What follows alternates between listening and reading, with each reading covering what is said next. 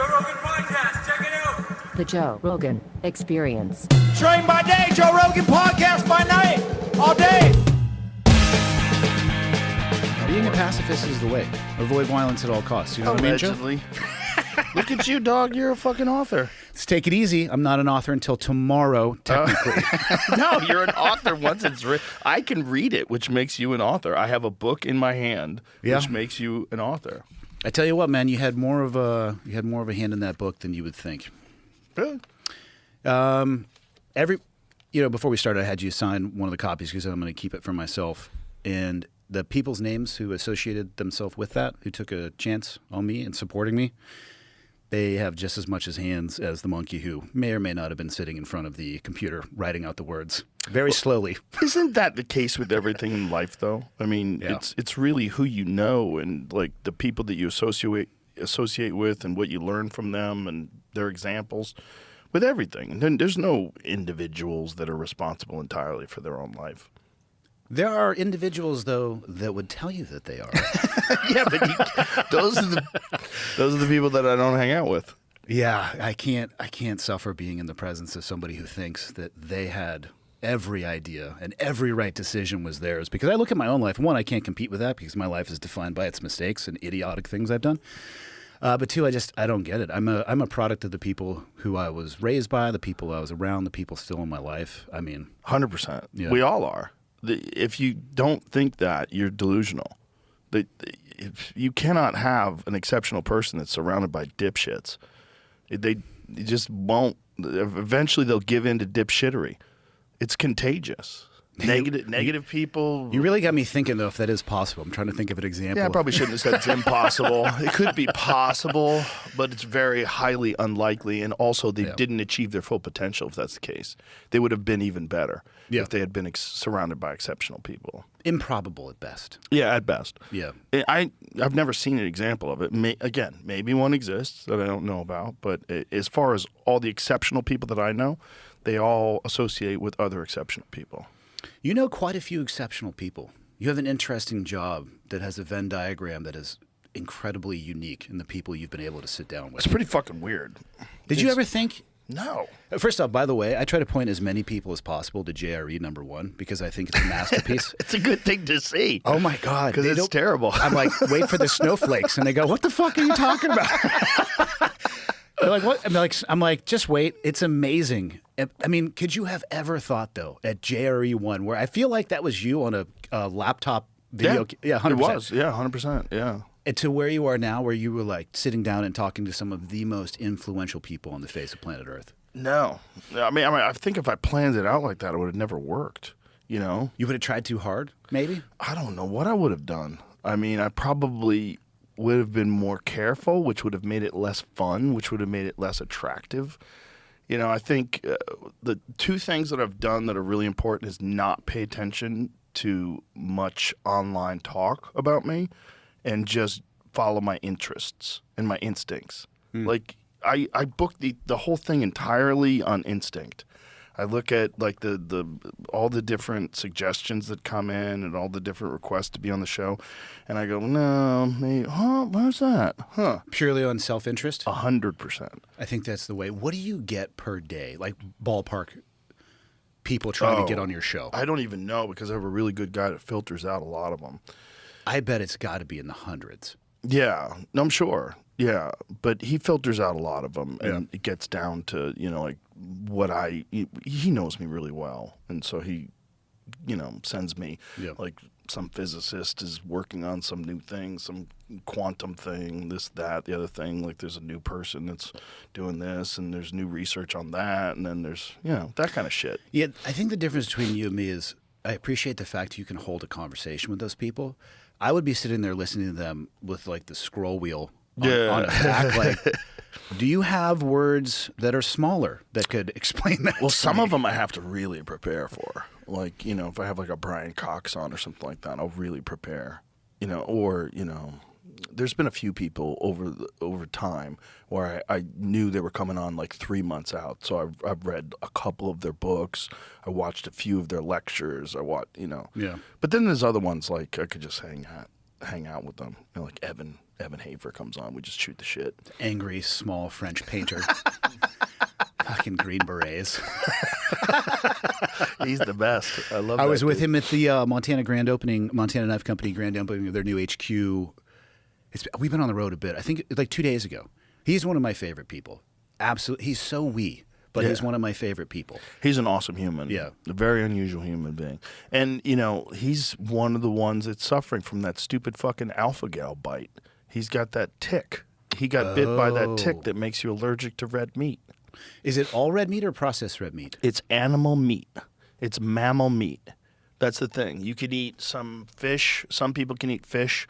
Some people can eat chicken. He's broken it down to only eating eggs right now. That's how bad it is. He's getting all of his protein from eggs, which is a great source of protein, no doubt. But That's exhaustingly boring, though. just go to dinner with him. It's crazy. The guy has to eat vegetables and eggs. That's all he can eat. God, I would just mock him incessantly to his face. I know you would. Do you guys have a larger salad? Yeah. I mean, I would mock him that way because I care for him so deeply. He is truly like one of my closest friends. He's an awesome dude. Yeah, and so he's been battling this for a couple years now. So he got clear of it, and he was eating meat again, and he was fine, and he thought it was over. And then it came back. It came back with a vengeance. And it's a weird fucking disease because let's find out. Put this into perplexity. What is the most? What is, as far as like the documented cases of this alpha gal syndrome?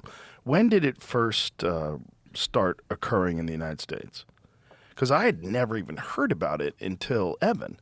When he told me about it, I was like, what? You got allergic to red meat? And how can a tick bite cause that? I mean, Lyme disease is another one. Like, how does it do that? A bite from a tick just jacks up the human body. Well, that way. apparently Lyme disease has existed. There's been forms of Lyme disease throughout history, but there's real solid evidence that Lyme disease, which is named Lyme disease because of Lyme, Connecticut, is related to Plum Island, where they were doing bioweapons research on ticks. It's a historically good idea. And it's right there. Yeah. It's like literally right there. And then the prevalence of Lyme disease on the East Coast is fucking outrageous. It's outrageous how many ticks carry this fucking thing. I know so many people that have Lyme disease. And that's a lifelong one too, right? Like you're not getting off that train if you can manage the system. You can cure it. You can cure it. People have cured it, and they've particularly cured it if they get on antibiotics very quickly. So one of the weird things about Lyme disease is the bite has like a little target around it. It's weird. It's like it almost looks like a bullseye because the infection as it grows, there's a red circle around the bite, but that goes away within a few days. But if that's recognized, you bring it to a doctor, they get you on antibiotics. You can actually get off of it, depending on the severity of your case, obviously. So here it is. Alpha-gal syndromes appear to have first emerged in the U.S. in the late 1980s, but was not recognized as a distinct tick-related meat allergy until the early 2000s. So in 1989, clinicians in Georgia collected about 10 cases of delayed allergic reactions to mammalian meat. Mammalian meat and linked them to prior tick bites, but these observations were not widely recognized at the time. Allergy was first formally identified as originating from tick bites in the U.S. by Thomas Platts Mills in the early 2000s. Reports note this discovery process beginning around 2002 and becoming clear by 2007. So in the medical literature, it's first described in 2009 when published work documented patients with delayed reactions to red meat and linked them to IgE against alpha-gal. Interesting. So it seems like it's in the 80s, but really started being recognized in the 2000s. Explain. I mean, he's slendered down. Yeah, quite a bit. I mean, I think he lost 10 pounds. I'm pretty sure he was wearing his wife's pants at the MKC event. They were very tight, unacceptably tight. But that could be a benefit. If you're the same size as your wife and you have just one wardrobe, I'm here for it. That's nice. Yeah. Yeah, it's efficiency. Some of their shoes, though, are really hard to walk around in. I mean, you got to commit. Yeah, I would imagine. I mean, When I go places with my wife, and I'm like, what are you doing? You can't walk. This is a crazy thing you're doing. It's not for walking. For fashion. It's for what my daughter would call the steez, which I think means style. Ooh, I didn't know that. I didn't know. I'm actually not sure that I'm using it correctly. She just teaches me words and I throw them out at random times.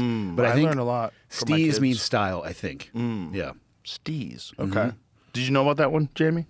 The stees? I probably heard it. I don't know. It's not, I have never I heard don't it think until it's- this moment. There you go. At least I don't believe so. The stees. Yeah. Feel free to use it however you want to. Yeah, chicks wear stuff that they're so vulnerable in. You can only take steps that are less than 24 inches wide because you've got a dress that's like clinging to your knees, which is very odd. Like it's like tight all around here. So you've got these like short steps. And then the bottoms of your shoes are slippery, Yeah. and then your heels are elevated, and then the heel has a point to it, Yeah. so it gets stuck in the grass. Just waiting to snap at the most inopportune moment. It's the dumbest shit of all time, and they're fucking crazy expensive. The whole thing makes no sense. Like, what are they doing? They're trying to look good for us, Joe. But they look good already. That's what they don't understand. I think they're looking good for themselves. I think they look good without that shit. I would agree. Yeah, a hot chick in flip-flops, no one's going, God, I wish she was wearing some shoes that you couldn't walk around in. She might even be more approachable if she was in flip-flops because you'd be like, hey, she's like maybe more down to earth. Maybe that's what they're going for. They're going for not approachable. Trying to keep the fucking... Doesn't that defeat the overall long end around purpose? No, you're trying to get dudes that are, willing to take a chance. On what? On a gal that's unapproachable. Like you have enough confidence in yourself that you'll step up to an unapproachable gal. Nope, not me. Hard pass. Hard pass. Too much work. I'm willing to do some things that people think are odd, but yeah, that's a hard pass. Yeah, I know. But it's like you're in line. There's a lot of other dudes approaching that too. Probably. So now then it's like you're in an audition process. Fuck all of that. Boring. Yeah, life is way too short for all that. It's great for people who don't have anything else to do, if that's all you want to do. Nope. Yeah. I'm not interested in that either. Same. There's way too much other exciting shit out there. But yeah, if you and your wife wore all the same clothes, that would be an issue. A good issue or bad? I mean, if you're limited on time, we're gonna go on a trip. Let's just bring a pair of pants. We'll switch. I wonder what people did in the caveman days. I don't think they were wearing much. Right. But you're wearing like some kind of animal skins. It's basically a one-size-fits-all tarp that you Loincloth? throw over yourself. Yeah. Loincloth to keep your dick from getting caught in thorns. And then a tarp. Yeah. Yeah. Cutting edge at the time. I was reading this story about these guys that were like exceptional marathon runners in Africa, and one of the things that they did is this insane fucking rites of passage where they would circumcise them with this. I don't remember the process, but it was a particularly brutal process. They sliced the tip of their dick off, and then they would make them literally crawl through thorns. What the fuck? Yeah. Like the whole idea is just like make you as hard as humanly possible. And these guys, they were pointing to this one tribe as developing exceptional marathon runners because these guys had such high pain tolerance and such like willingness to go through horrific ordeals. What is it? Here it is. Initiation. Okay. So he says he had to crawl mostly naked through a tunnel of African stinging nettles. Then he was beaten on the bony parts of his ankle. Then his knuckles were squeezed together. And then the formic acid from the stinging nettle was wiped onto his genitals. But that was all just a warm-up. Early one morning, he was circumcised with a sharp stick. That's what it is. A stick. Stick. During this whole process, the crawling, the beatings, and the cuttings, try to say that guy's name. No. Kipgogi was obliged, sounds like a Korean dish, was obliged to be absolutely stoical, unflinching. He could not make a sound. Indeed, in some of the versions of the ceremony, mud is caked on the face and then mud is allowed to dry. If a crack appears in the mud, your cheek may twitch, your forehead may crinkle. You get labeled a kebitet, a coward. You labeled a coward if your cheek crinkles, and stigmatized by the whole community. Manners say that this is enormous social pressure placed on your ability to endure pain and is actually great training for a sport like running, where pushing through pain is so fundamental to success. Circumcision, he says, teaches kids to withstand pressure and tolerate pain. Manor says he thinks this distinct advantage conferred on athletic kids who grew up in a pain-embracing society as opposed to Western pain-avoiding one. Interesting. Yeah. What is this? Where is this at? In Kenya? It's a Kenyan tribe? Yeah. I mean, I'm going to be honest with you, Joe. If that's what they did to your people, I would run pretty goddamn fast, too, because I would want to get the hell out of there. Yeah, the thing is that, but I just think, you're joking, obviously, but imagine if that's the norm, if that's your baseline, you're like accustomed to that. That's the worst thing that you go through, and you have to do it completely stoic. At a young age. At a young age. You would develop some insane tolerance to discomfort, which... I don't know if one time is enough, though. I mean, like what they're describing is horrendous, but true tolerance and resilience and ability to work through that stuff, I don't think it's a singular event. Right. Not that marathon running is an easy endeavor by any stretch, so they're continuing to do that. I mean, I get what they're doing, that rite of passage, but holy hell, I mean, that's pretty gnarly. That's a thing that you will see from ex-fighters and even ex-military guys. Like, what they endured when they were young was so brutal that as they get older, they avoid any discomfort at all. They get fat and they just want to drink and be lazy. And you're like, how did you go from being that fucking beast to this slob? And, they still, in their mind, they're still a beast. Because I did this and I was a world champion, and like a big fucking belly. Yeah, they can't see their dick when they're naked anymore. Weird. I don't have any stats on how common that is. But it's because they stopped doing it. Correct. Right. I mean, laziness affects everybody, right? Yeah. Everybody thinks that you come from the special operations world and you're defined by discipline for the rest of your life. No, you're still a human being at the end of the day behind the curtain. And, gravity wants to keep guys like that on the couch just as much as everybody else. Yeah. But I think you realize the utility of not allowing that to happen. Some people do. Some people do. I mean, that's true of every occupation in life. Sure. Yep. Yep. Maybe it's a little bit more uncommon for people to see those that came from one of those occupations, but yeah, they're out there. Yeah, I think that's probably in everything in the medical world. I'm sure there's guys that like really paid attention in college, and then they're kind of half-assing it as doctors. Yeah, for sure. Yeah, it's like the difficulty of the grind. Sometimes you get through it, and then you just go, I don't want to ever fucking do that again. Like, I know guys who are former Navy SEALs will not get in a fucking ice bath. Yeah, I'm one of those. Hi, nice to meet you. Why would I consensually do that? No. And I also wish that they could make a sauna that was just room temperature but had all the health benefits. See, sauna doesn't bother me at all. I can tolerate that one way more than exceptionally cold water, which I understand the health benefit. I'm willing to pass on that particular health benefit it's emotional for me. I just don't want to do that anymore. I get it. Yeah. I get it. But when I get to the cold plunge, the bitch in me is so loud. But when I get to the sauna, there's no bitch. It's like, just get in. It's like, I know it's going to suck about 20 minutes in. It'll suck for the last 5 minutes. It's really going to suck. But the first 10 is easy. I just high-five my inner bitch at the cold plunge and turn around. Like, why don't you take a lap in that thing? I'm done with it. I almost don't do it every day. Every day, I almost don't do it. Yeah, it's harder emotionally than it is physically. And it's weird because after a minute, it's not that bad. After 1 minute, it's like you just you develop like sort of a relaxation and you're cool. Yeah. It's fine. Especially if you do it a lot. But the first 10, 15 seconds are just like, what am I doing? You just want to get out. You just want to quit. Like, get me the fuck out of this 34-degree water with ice up to my neck. Fuck this. This is so stupid. I don't have to do this. yeah, you feel like you're having a heart attack. But then you just chill. And then when you get out, you're like, you feel so good. It's so worth it. Or Don't do it. just leave it empty. Use it to store tennis balls or something other than ice cold water. This episode is brought to you by Armra. Every week there's some new wellness hack that people swear by. And after a while, you start thinking, why do we think we can just outsmart our bodies?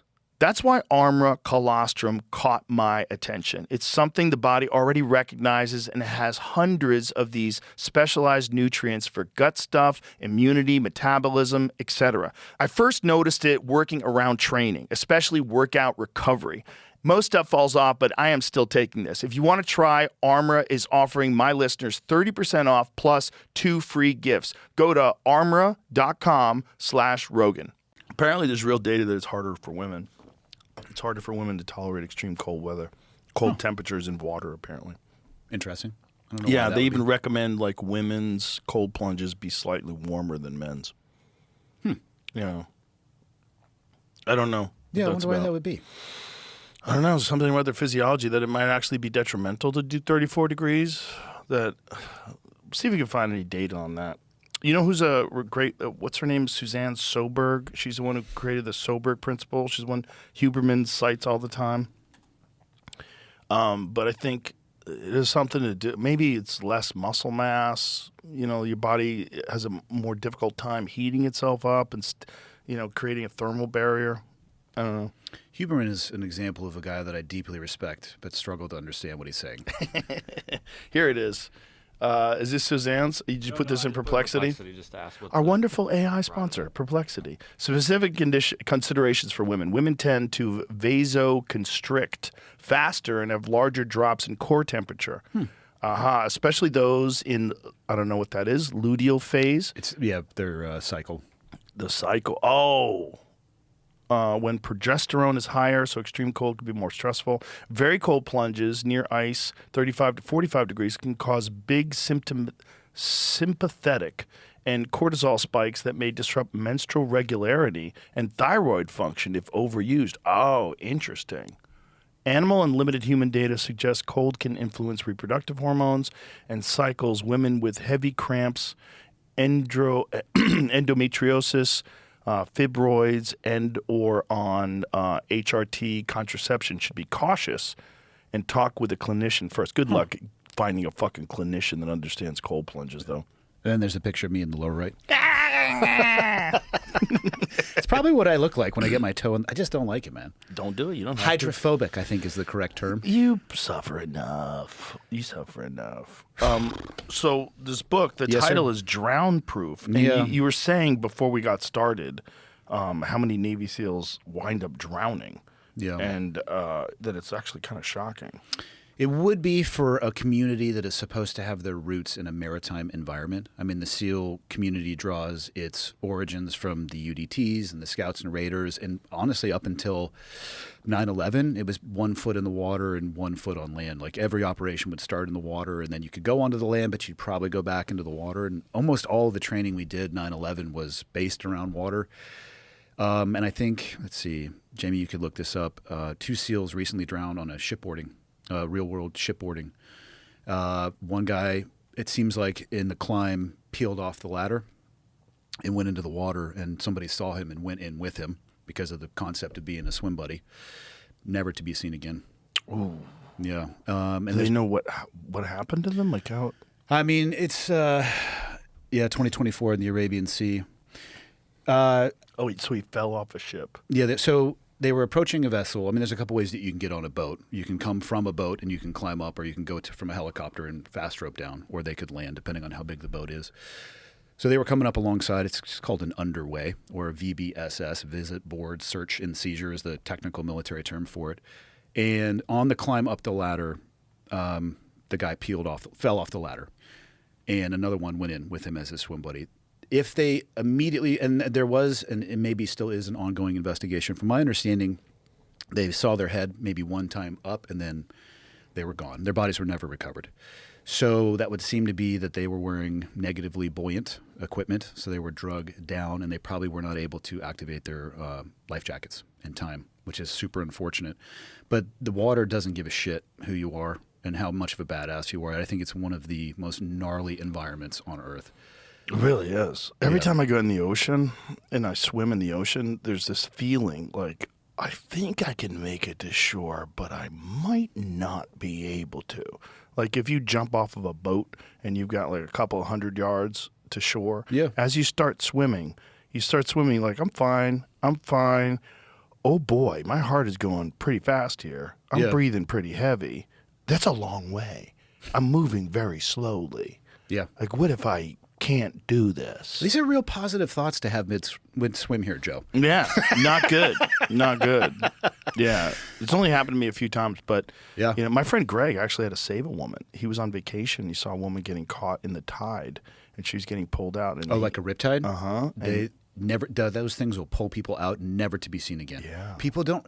So I live up in northwestern Montana, and a lot of the Flathead Lake, the largest freshwater lake west of the Mississippi, is right where I live. In Glacier National Park, tons of snowfall, and so it's glacially fed rivers that feed into Flathead National Forest. Or not Flathead National Forest, the Flathead Lake. And boating is a huge summertime activity. And people travel from all over the world to come to Montana to see GNP, Glacier National Park. And every year, people are drowning in these rivers. And I don't know, it's dangerous, but it can be avoided. But it seems as if they just do not have respect for even medium moving water. They have no exposure to it. They're not used to being in that water, and they don't look at it and realize, like, that'll kill me so incredibly fast. And every year, people are going into that thing and dying. Every year. Well, it makes sense also that it's so fucking cold. That water you got glacier streams. Yeah. It's like Remy rescued a lady from that. You know Remy Warren? Yeah. Remy actually saw a boat that had capsized and saw like gear floating by and saw a woman that was struggling. And I believe her partner died. No, I'm sure her partner died. Yeah. And he jumped in freezing cold river and rescued her. And he was like, there's a bunch of moments during there. He was like, I am not going to make it. I'm going to die trying to save this lady. Which happens when people get close to that point. They're going to, in your best attempt to save them, they will try to use you as a life raft and climb all over you. And the next thing you know, 2 people are gone instead of 1. Right. Yeah, the water will eat your lunch, man. It's wild. But you would think we spend so much time training in the water that it wouldn't happen. There's diving accidents. There are deaths in training. How often does that occur? Deaths in training? Oh, probably about every 5 years. And it sucks. And what I'm about to say, people won't understand, but I also think it's essential. I don't want it to happen, but I think it probably is essential that it does every once in a while. Because the training has to be so difficult that you get to the brink. You have to train people for the job that they're going to be asked to do. And Right. the training standards need to be a directly downstream reflection of what the career is going to be. And I don't have the vocabulary to describe how bad I feel for the families, and I'm not trying to minimize anybody's death, but you will lose more people in the real world execution of the job if you don't make training that difficult than you will by making it that dangerous, knowing that it's going to be that dangerous and that people will die. That will have a positive impact on people surviving the actual job itself. That completely makes sense. It's just the realities of life. Yeah. Some jobs are very unique, and some jobs have very unique requirements, and you have to train for that. Or it's going to either come from you on the front end of that or the tail end of that. That's the balance of which one of those are you going to focus on. Which is why the lowering of standards is so fucking dangerous. And when it's talked about, like the lowering of standards to make it fair for some applicants, like there's no fair in that job. I've never seen a bullet change trajectory because it noticed what you had between your legs and wanted to go be more fair and equitable to somebody else. Yeah. It doesn't matter in those moments. Nor does the ocean give a fuck. No. Period. No, I don't believe it does. No, Yep. it does not give a fuck. But it's so weird when we try to apply these workplace equity considerations to something that's I can't think of a job that requires more of you than war. Like this is literal life or death and taking life. There's no job that requires more of you. And so you would just automatically assume the standards, especially for special operations guys, have to be the most stringent possible. You have to weed out all the bitches. Like you can't have any bitch in you at all. There's got to be none. No quit, no nothing. And there's only one way to do that. You have to make a bunch of people quit. A lot of the times the people who are bottom lining the policy changes don't have a direct impact in the training pipeline themselves or the execution of the job. Which is crazy. Yeah. I mean, the military is a bureaucratic system. Even in the special operations world, even at like the JSOC level, people would be... It never really makes the movie, the amount of paperwork that you end up doing. Like you go on a trip and you have to collect your receipts and do your travel claim and all this other BS. It's all just shit blowing up and, you throw a grenade and it's a fireball the size of a 55-gallon drum of gasoline. And yeah, and then there's 2 days sitting in front of a computer typing out all of your administrative stuff because of all the bureaucratic restraints that are still involved in all of that. That doesn't seem smart. It's just the way the military system works. Now, is that to somehow or another mitigate potential actions that should not have been done because you have to be so documented. Everything has to be so laid out. Like, I mean, there's a lot of, even like the equipment that you wear, oftentimes, well, almost all of it is going to be serialized. So you were issued that equipment, you're responsible for it. There's paperwork that goes for being issued that if you lose it, which does happen, and it's not going to be career ending. Like if you went out for a week in a row and you're like, hey, I lost my night vision goggles again, I'm going to need another set of those, you might have a problem. But shit happens and people lose gear. But, you know, night vision, weapons, ordnance, ammunition, like a lot of that stuff is serialized. And so it's just the bureaucratic way that even at that level, you still have to keep track of all of that stuff. you would think they should hire somebody else to do that. They do, but oftentimes you are in small units, very isolated by yourself. And so you still have to maintain, like even in the middle of nowhere, you're still going to have to maintain the paperwork aspect of all the stuff that you take with you. God, that's kind of crazy. Yeah. That seems like an unnecessary distraction to an already very insanely difficult job. I mean, I'm not saying we do the paperwork well. I mean, come on, Joe. There's a reason why the DOD has never passed an audit, but I mean... Ever. God. I know. The Pentagon, like how many years in a row has the Pentagon failed their audits? Like 700? It really is kind of bonkers. I believe the Marine Corps is the only branch of the military that has ever actually done a legitimate audit and passed. Really? Those guys are tightened up, man. Those guys... God, I love Marines. They are the best. Shout out to the Marines. They are the best, man. Wow. They the only guys who passed the audits. That's crazy. Yeah. Yeah. The rest of us are just out there like, I think I got it with me. But the problem with that is once you don't pass audits and there's a history of you not only not passing audits but not being punished for not passing audits, that opens up the door. No, the Pentagon has never passed a full, clean, department-wide financial audit as of the latest audits. Defense Department is the only one of 24 major federal agencies that has never passed a full financial audit. Hell yeah. So it's only been going on since 2018. So no big deal, guys. It's only 8 years. Yeah, that's only a few $1 trillion. Whatever. It's fake money anyway. They just make it. That's pretty crazy. Well, the budget is interesting in the military. So they go off a fiscal year from October 1st. And look at this. Hold on. Look at this statistic. Where we the at? Pentagon's own audit materials have pointed to a target of around 2028 financial year to finally achieve a clean department-wide audit, contingent on fixing longstanding accounting and systems problems. Imagine if like the IRS calls you up and says, Andy, you didn't pass your audit. You go, I think I can get it in 2028. I'm on a lower trajectory towards this target you want to be at. You want me like this? I'm like this. I can get there in about 2 years.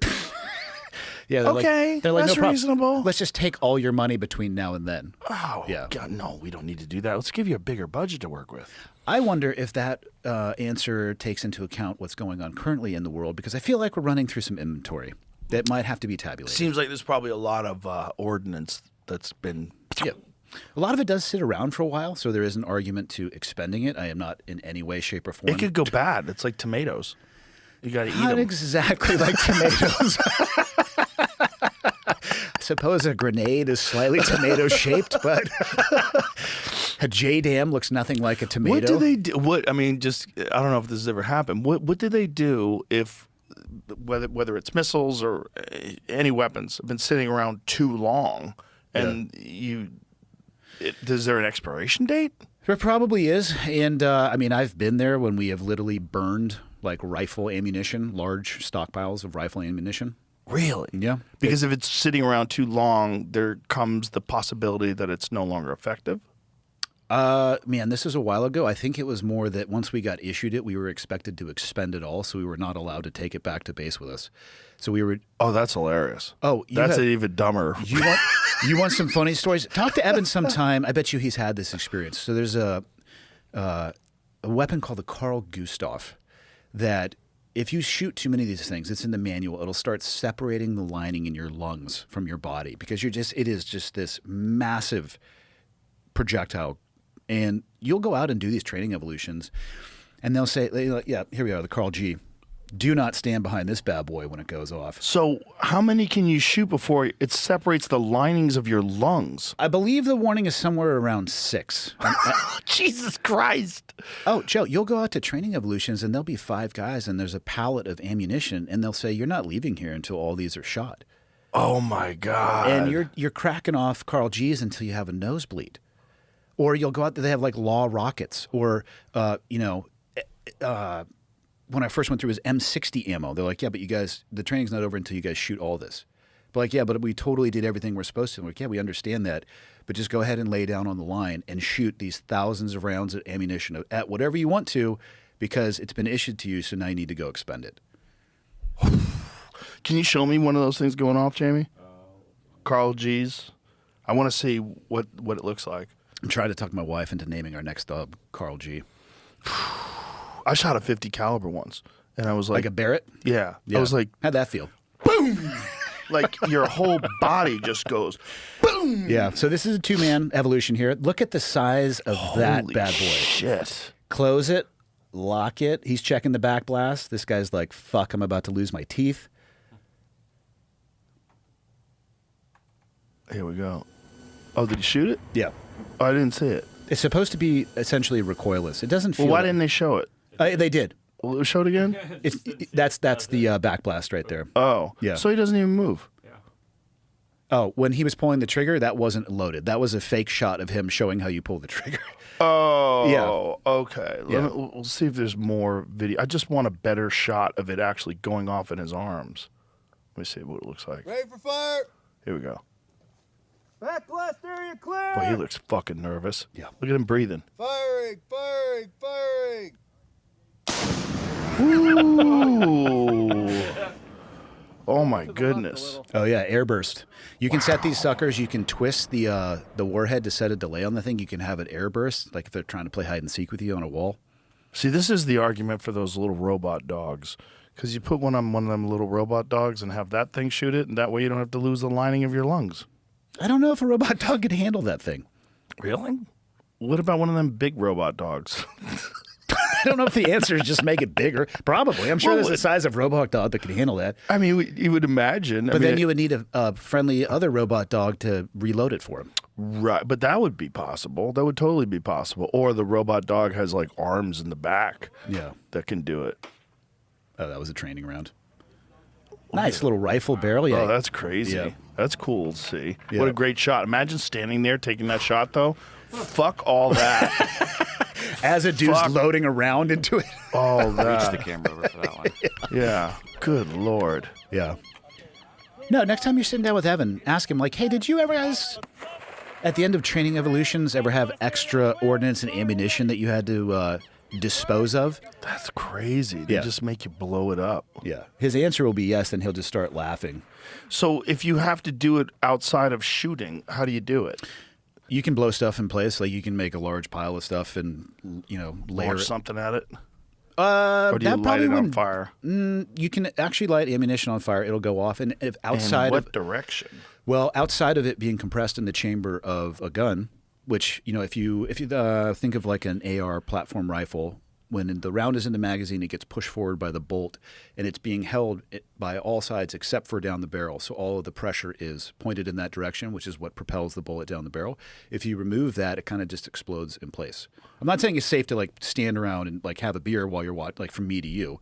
Right. We would be on the other side of a burn, but it sounds like popcorn going off. Oh, And- okay. And then for other stuff, you can layer explosive charges on top of it and probably get all of it to go.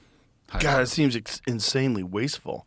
It seems like you should be able to say, we achieved what we needed to achieve in our training. Here is our excess ordnance that we could use in the future. Yeah, you just haven't spent enough time around the military. Well, that's been explained to me about budgets, that if you do not meet your budget, you get in trouble because then they can't ask for the same amount of money next year. So I heard that every year that when I was in September was a fantastic month to be in the military because that's when because the budget year is October 1 to October 1. So September, the bean counters really start taking a look at what they have left. And they'd say, I was a supply rep for a short period of time, meaning I was a little cog in the wheel of supplying stuff to the guys. They're like, you need to spend $100,000 in the next 3 hours on shoes.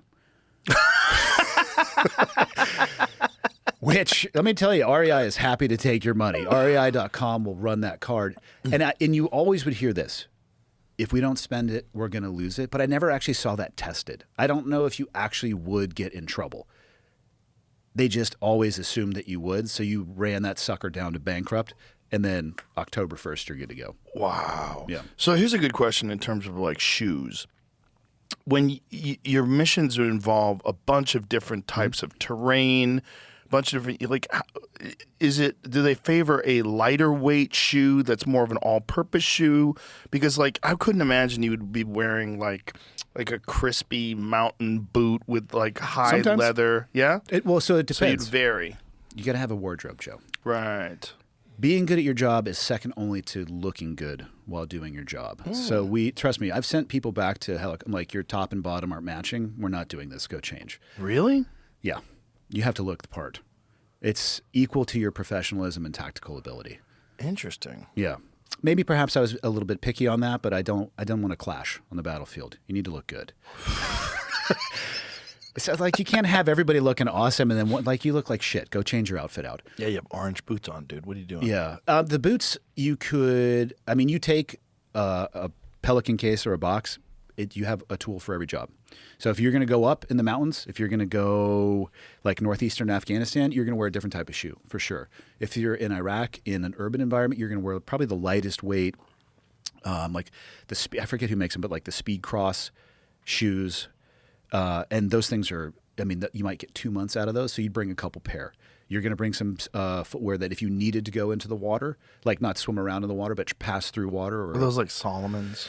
Is that what the Solomon Speed Cross. Or yeah. And the soles on those things, they don't last very long. But again, when you get $100,000 to buy shoes for 3 hours, you can buy, extras for people. So you kind of have it's just like all the rest of the gear. You have cold weather gear, you have desert gear. And the coldest I've ever been is actually in the desert because of the super high, and then that swing was way colder than like in mountainous terrain. It's like the moon. Yeah. But so when you lay out your stuff, like before every deployment you get ready to go on, you're laying your stuff out. You probably have 2 tables like this with all like desert, woodland, cold weather, layering system, shoes, different load bearing equipment, different back. And then you just lay it all out, put it into a bag, and then you're doing the best you can. Then you're kind of just packing, for what comes up in front of you. And you're just ordering stuff from REI for real? Sometimes, yeah. Wow. So not everybody, not everywhere. The conventional teams are very limited in their ability to do that. At a JSOC level, you have a little bit more room and flexibility to source from outside vendors. So you would go for the best possible tool for the job. 100% of the time. Yeah. Yep. Instead of just get military issue. Correct. Yeah. Yeah. I got the dumbest question for you about Tell me more. This is the dumbest question. Have you heard of the story of the Kandahar giant? Are we talking about an actual giant? Uh-huh. No. Okay. How did you hear the story about a Kandahar giant? There's a crazy thing called the internet. Surprised you haven't. I may spend less time on the internet than you guys. And if you have a good algorithm, and by good I mean retarded, you get so. Oh my! This is a visual representation, obviously not an actual picture. Yes. So there was a story that what is the guy's name that was on Jesse Michaels' podcast recently? Tim. I don't remember. I'll check. So supposedly there was a giant that engaged U.S. troops in Kandahar, Afghanistan, and in a very remote area. And this guy was shot and killed and medevaced out of there, or helicoptered out of there. And they're 12-foot giant, Tim Alberino. And was he telling this story as if he was there, or he heard this? There's never a guy who was there. Damn who tells it. These stories. There's apparently one guy who has his face covered up in one of these videos that I watched. Is like one of the blurry, like a witness to a mob scene. Yep. And so that's how you know they're legit. 100%. Thank you. I think the same way. That's why I sent it to all my friends. But he was telling the story from people that he talked to that were there. See, and here's the thing: I want stories like that to be true. Me too. I still am just waiting. Same thing with the aliens. God, I so deeply want it to be true. I just need somebody to hold up an actual piece of evidence and say, this is what I'm talking about. Instead Right. of, I know somebody who was read into, I had a buddy who got engaged by a giant, or like, okay, where is it? Right. And until then, I got a real hard time believing that. Oh, I'm with you. But I also want to believe, which I know clouds my vision. I just want think it to. makes you hopeful. It gets me to a certain point, and then there's a point where my logic kicks in, and I'm not willing to go any further, and that's Bigfoot. Yeah. With Bigfoot, I'm like, I know too many guys that are in the woods all the time. And let's not forget the game cameras they often leave behind. That's right. Like millions of game cameras at That's this right. point. Come on. At this point, like I could have bought it in the 1960s, like maybe, who knows? Before drones, before satellites, before this, before that.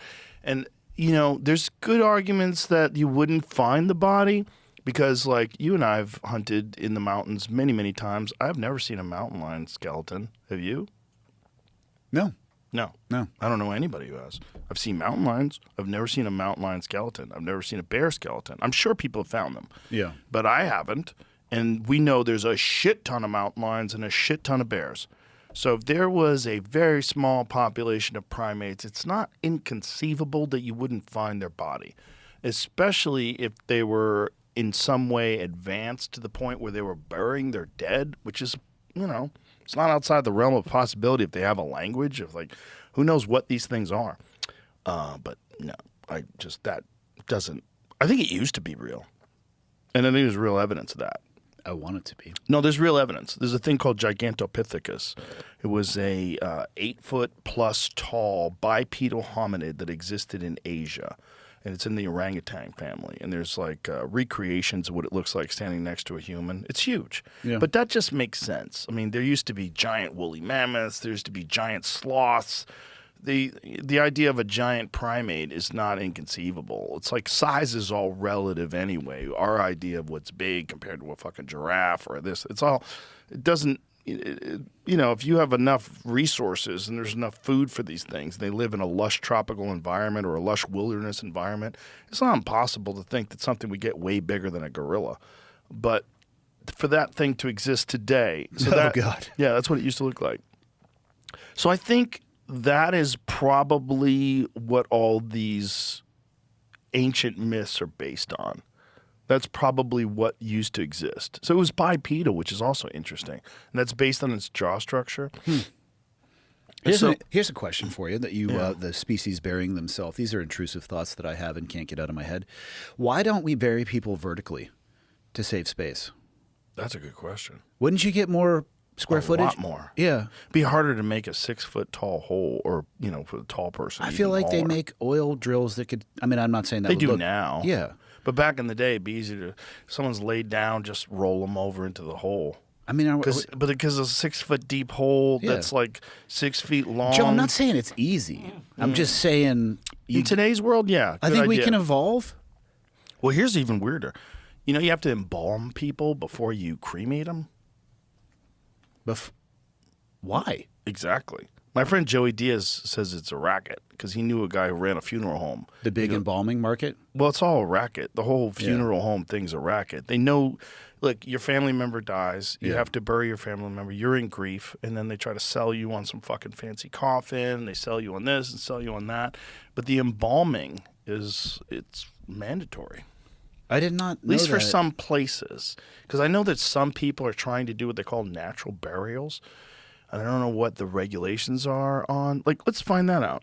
Like, I'm already looking. There are they call it upright burials. Oh. It is a thing. They do exist. In the U.S., though, or is this some Nordic country? There's a cemetery that does it already, and I was trying to look up more information on it. Probably a bunch of cheapies who One don't thing wanna already that I can give I'm up just space. thinking about, like, most of Gravity's them an have issue. fences, so, like, maximum square footage utilization. Right. That makes sense. Yeah. The gravity's an issue a little bit.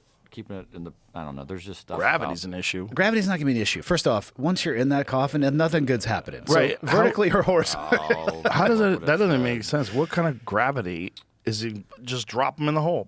I think the like family. it'd be like this. Like slide it down in that hole. I think they're saying the family doesn't like the idea that they're going to be compressed into a small amount in the bottom of the coffin. Not like a science issue, I think. Well, they're fucking dead. The most gnarly way they bury people, or the most gnarly funeral. Well, they're still alive. No, well, they're dead. Well, I'm But saying that that's would be the most gnarly. Right. The most gnarly post-mortem is the Tibetan sky funeral. Do you know how they do that? No. Vultures. They literally break the body up, chop it up into chunks, and the vultures know it, and so they prepare. So the vultures are all hanging around waiting. Wow. It is a tradition in Tibet with at least certain people to get rid of their bodies that way. And the idea is that, look, the person's dead. This is a more natural way, and they'll cycle back into the ecosystem the way it's supposed to be with all animals. We're the only animal that opts out of like rejoining with all biological life, because it's supposed to be a biological body deteriorates underground that feeds the soil, that feeds whatever animals feast on its bones, and then it becomes all part of this big beautiful cycle. And we're like, nah, we've got some chemicals laying around we'd like to fill the veins up with to make them completely poison so that they never deteriorate, or they just slowly turn into gelatinous sludge. By state, it looks like. Okay. So it says burial. Why is that word weird to me right now? Burial is regulated by state, city, county zoning. There's no federal rule that specifies body position, horizontal versus vertical. What are the laws in terms of embalming? Green or natural burial, simple shroud, no vault, minimal disturbance is legal in all 50 states, but only in locations that comply with state and local rules. Green or natural Distance burial. from water sources would be a big reason for that. Oh, interesting. So you don't want people to rot. But what about cows? Cows can rot, like a dead coyote just rots. Yeah, but we don't want to eat people. Yeah, but it's Or not. drink them either. I guess. Well, it didn't. I was watching this documentary about this family where the kid, his dad was a serial killer, and the dad would throw people in a well, and he had to help him when he was young. His dad would kill people and then throw them down the well. The first time he did it, he said, I think he was a young boy when his dad first took him to get rid of a body and throw it down a well. Not all how many people bonding experiences are created equal. How many people have died drinking well water that was polluted by a dead body? Hopefully not that many. What'd you find, Jamie? No, that's disgusting. Have you thought through your end of life? Have you told people? I would like to not be embalmed. I would like to just be buried in the ground and be absorbed naturally like everything else. Do you have that written down anywhere, though? No. I don't care. Once I'm gone, figure it out. I don't give a fuck. Well, there's an argument to help figuring it out for those left behind, so it makes it easier. I don't want to make things easier. When I'm gone, I want it to be complicated as fuck. I want them to be arguing over my will. Well, I only asked because we had to think through this stuff because you do a review of your will every time. Yeah. And final requests, I guess it would be. So you had to think through that stuff. Jamie, stop scrolling. Yeah, I was just seeing if there's So for direct cremation, no public viewing, cremation within a few days, body kept refrigerated, embalming is generally unnecessary and not legally required in most states. But the thing is, it's most of the time it's done. According to my friend Joey, whose friend, at least it was in the past, whose friend ran a funeral home. The guy was telling him what a fucking scam it all is. You're just charging people for all this stuff. It's just like anything else. Here it is. Many funeral homes require embalming for presentation and public health reasons if you want a public viewing or an open casket before cremation. Oh, who does that? also this. Some jurisdictions or airlines may interesting. require embalming for long distance or international transport. Or if there's a long delay before cremation. Well, that makes sense. Because if you don't embalm it, you're going to stink up the whole fucking plane. U.S. law I mean, I'm sure you've smelled dead bodies before, but the first time I ever smelled a dead body, I was a little kid, and someone died in our apartment building. It was crazy. You'd walk down the hallway, and the fucking smell. It was me and my cousins and my sister. We were walking down the hall. We were like, what is that? We were probably like 6. It was this insane smell. And it turned out this lady who was just living by herself died. And so she was just rotting in this apartment building. You think you still recognize it to this day? It's very unique. Is it? Humans are a very unique smell as opposed to a regular animal? Well, the mechanism of death can change, I guess, a little bit. Sure. But in general, yeah, a couple days later, like they all kind of smell the same. I've heard humans are uniquely gross in the way we smell. Yeah, it's not awesome. Yeah. Not awesome to be around it.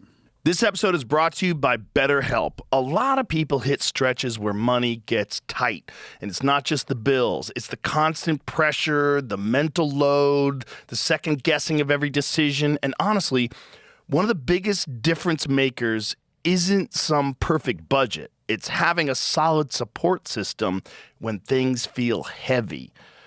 And if that support system includes therapy, even better. Because while it can't solve your money problems, it can change your relationship with finances. It can help you manage the stress, anxiety, and maybe even any shame you feel around money. A good place to find a quality therapist is BetterHelp. Plus, they do a lot of the work for you. Literally, all you need to do is answer a few questions, and BetterHelp will match you with a fully qualified therapist online. They have an industry-leading match fulfillment rate, which is a fancy way of saying that they typically get it right the first time. But even if they don't, it's super simple to switch to another therapist. When life feels overwhelming, therapy can help. Sign up and get 10% off at betterhelp.com/JRE. That's betterhelp.com/JRE. So this embalming thing, so is that not the case? Like, is it where funeral homes request embalming before they cremate you? Also, here's another scam, according to my friend. When you think you get your family member ashes, you get a bunch of shit. You get a bunch of ashes. You get ashes from some fucking guy you don't even know. They don't care. They just shove a bunch of ashes into an urn. You're like, oh, it's grandma. She's here with us forever.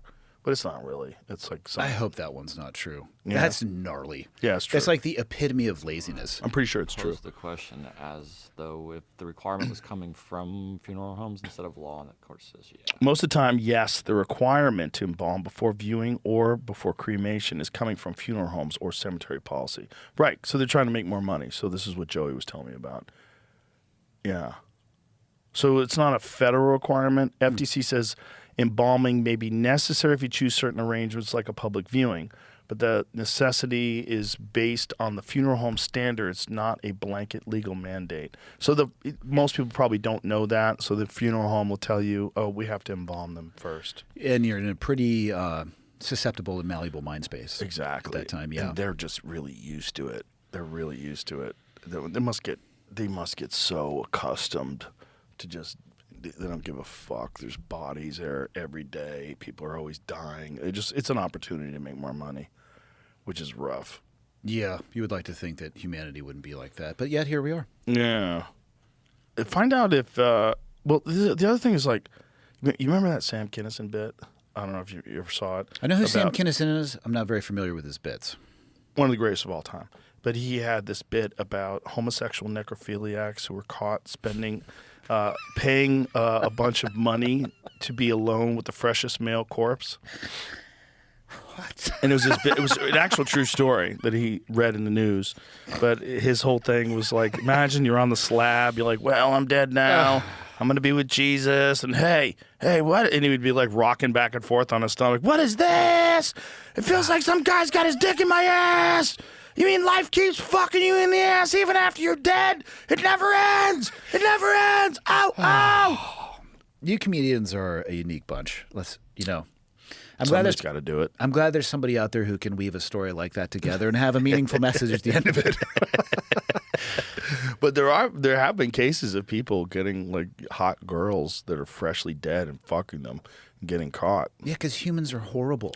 Disgusting. I try to tell myself that the vast majority of humans are trying to do the best that they can, but I never forget that there are people out there who are like that. Sure. Yeah, there's people out there that are gross. They're just evil. I was reading about this guy who was an oncologist who got arrested because he was giving people chemotherapy that didn't really have cancer.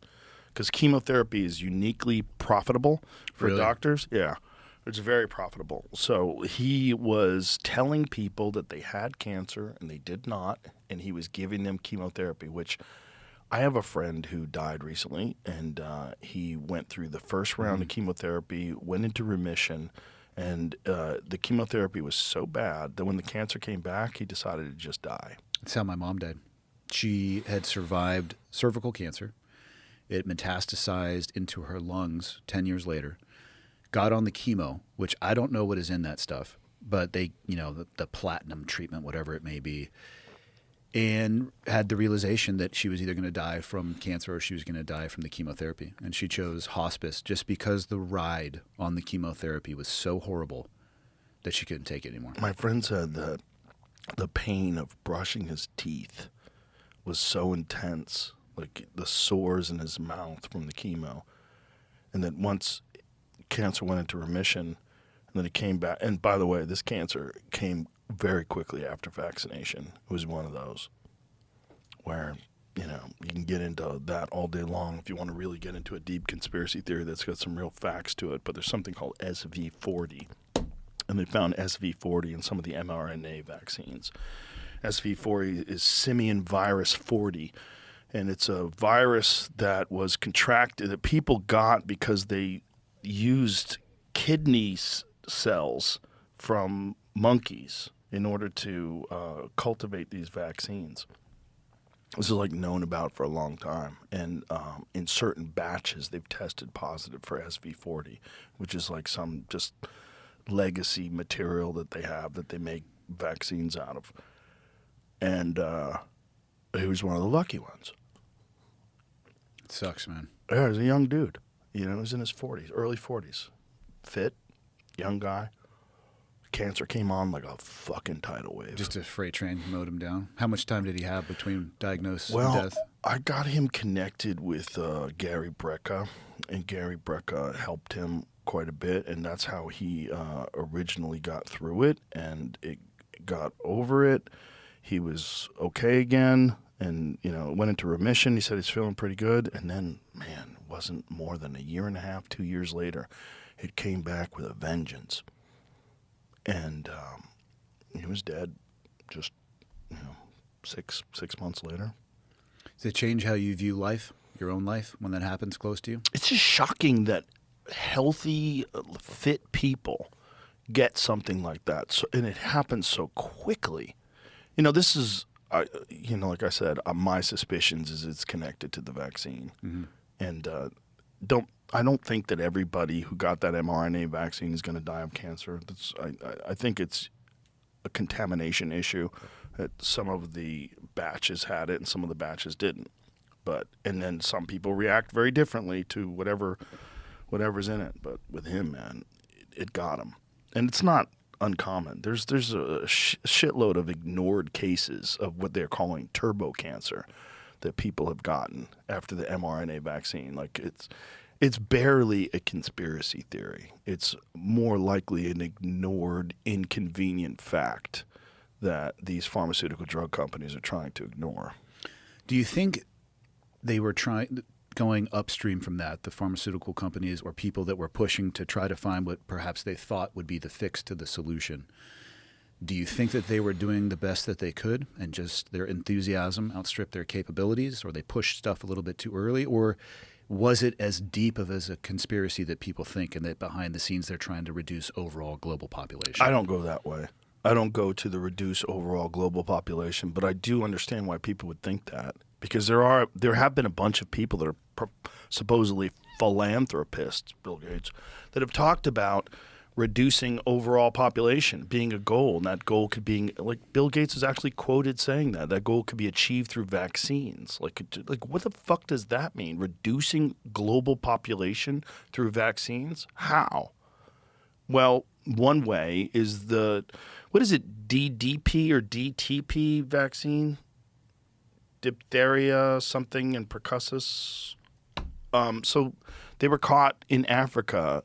One of the vaccines that they were using on women in Africa turned out it's tetanus, right? Diphtheria, tetanus, and pertussis had HCG in it, which is an endocrine disruptor. I don't know what's the exact specific description of it, but what it was essentially doing was rendering these women infertile.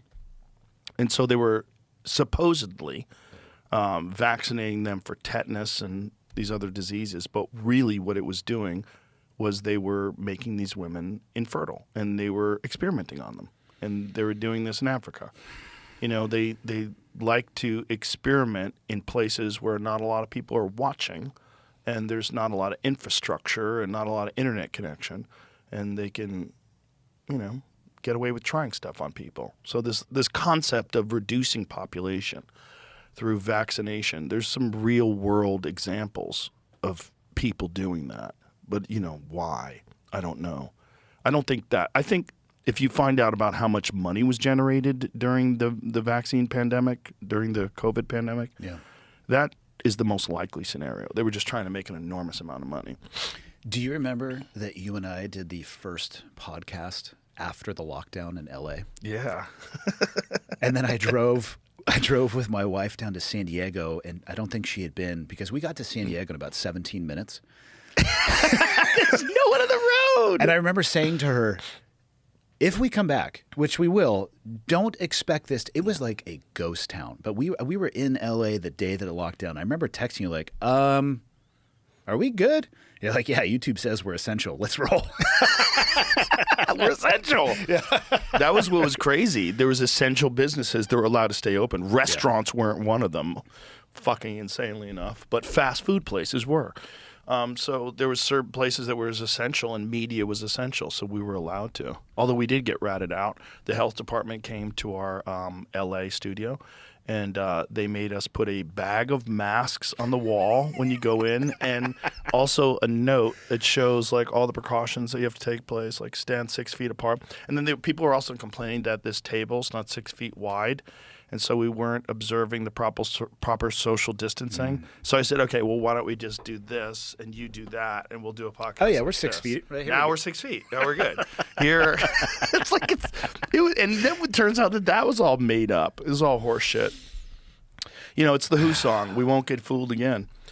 You know, I want to believe that they were trying to do the best that they can. I don't believe that. I said I want to believe. Yeah, I don't even want to believe that. But then what do we do about it? We never listen again. What if they're right the next time? I don't think they will be. I don't think they're ever right with that kind of stuff, especially something that's not killing everybody as they said it was. They were just gaslighting us all over television. The people were dropping like flies. And especially egregiously disgusting is gaslighting us about children dying from it. Yeah. You know, and there's a lot of really fucking shitty human beings that were posting about this on Twitter. And I don't know if they're being paid to do it or if they're just ideologically captured. But there was a lot of people on Twitter talking about children dying from COVID. It's a fucking dirty lie. There was a very small amount of kids that died during the pandemic. And those kids, all of them had something wrong with them already. All of them had comorbidities, which is like also a giant percentage of all the people that died, period. It's like, what is the number? It's like 75% of them, something like that, had 4+ comorbidities. 4 comorbidities is crazy. Yeah. It's like, you're already fucked. That means 4 things that are already killing you, you know? Yeah. Do you think we learned anything during that time period? Yeah. I think we learned that the pharmaceutical drug company has a lock on the media that is very disturbing. Like, the media did not report at all vaccine injuries. They didn't report on it at all. Yeah. It was never discussed. People were dropping dead. They were ignoring it and gaslighting. And then we also found out the amount of money that these pharmaceutical drug companies pay to these corporations, whether it's Fox or NBC or CBS or whoever it is, in advertising. It's a huge part of their budget is advertising money. And the way Callie Means explained it to me, he goes, it's not so that people find out about the drugs. It's so that these news stations don't criticize the pharmaceutical drug companies. Well, if they control the ad inventory and then the checkbook behind that. Exactly. Yeah. Exactly. Do you ever do pharmaceutical type reads for your show? No. No, I say no to them. I only say yes to dick pills. Dick pills I'll say yes to. But like, yeah, listen, like get hard, blue stay chews. hard. Yeah. yeah, I'm down with that. Well, see, I'm not anti-pharmaceutical drug company, but I am. And the problem with corporations is they have an obligation to their shareholders to make the most amount of money possible. And it's not the people that are making these things, the people that are making them, these doctors and engineers and scientists, all these wizards that are coming up with all these life-saving medications. Then you get the money people. And the money people are the ones that fuck everything up. Because the money people say, you know what, we could charge $1,000 a pill for this stuff. You know, there's certain medications that literally cost $1,000 a pill, you know, and they just try to make the most amount of money possible and prescribe it to the most amount of people possible. And then you get monsters like this cancer doctor that I was telling you that was giving chemotherapy to people that don't fucking have cancer. So how do we break that system, though? Hammers. Take that guy in a room. Take that guy in a room. Just keep him alive. Slowly break him down with a hammer. Start with his toes. But I feel like it's work your way deeply up to his entrenched. hips. I feel like it's so deeply entrenched in our political system as part of it as well, too. That the money transfer. How do you break that? It's hard. And detach that? AI God has to come alive, take over the system. Now we're really getting into terrain I don't understand. I know what the word AI means. I don't know. Where AI we're going. God, the one that created that Jesus meme that Trump just posted, that's AI God. Joe, I told you. He explained it. He was a doctor. That's what they call them. That's what AI God calls Jesus. Jesus is a doctor. The mental gymnastics involved in some of these people who are so ideologically captured is shocking to me. It's weird. It's weird because there's no way there should be this kind of money in politics. There's no way it'd be good for anybody if the people with all the money are controlling most of the things that happen. It doesn't make any sense because they're all sick anyway. They just want more. If you're worth $200 billion and you're still trying to make more money, that's what you're trying to do with your time, well, you're sick. There's something wrong with you. There's like, what are you doing with that money? How is it possible that you could spend all that money? Isn't the answer for some people or the dollar figure that they're shooting for just more, though? Always. My friend, well, you know Brian Callen. Brian Callen has a friend who's worth $3 billion and he feels poor because his friend is worth $80 billion. Imagine that. Imagine feeling insecure. You have $3,000 million and you feel insecure. Poor. You feel poor. Yeah. Yeah.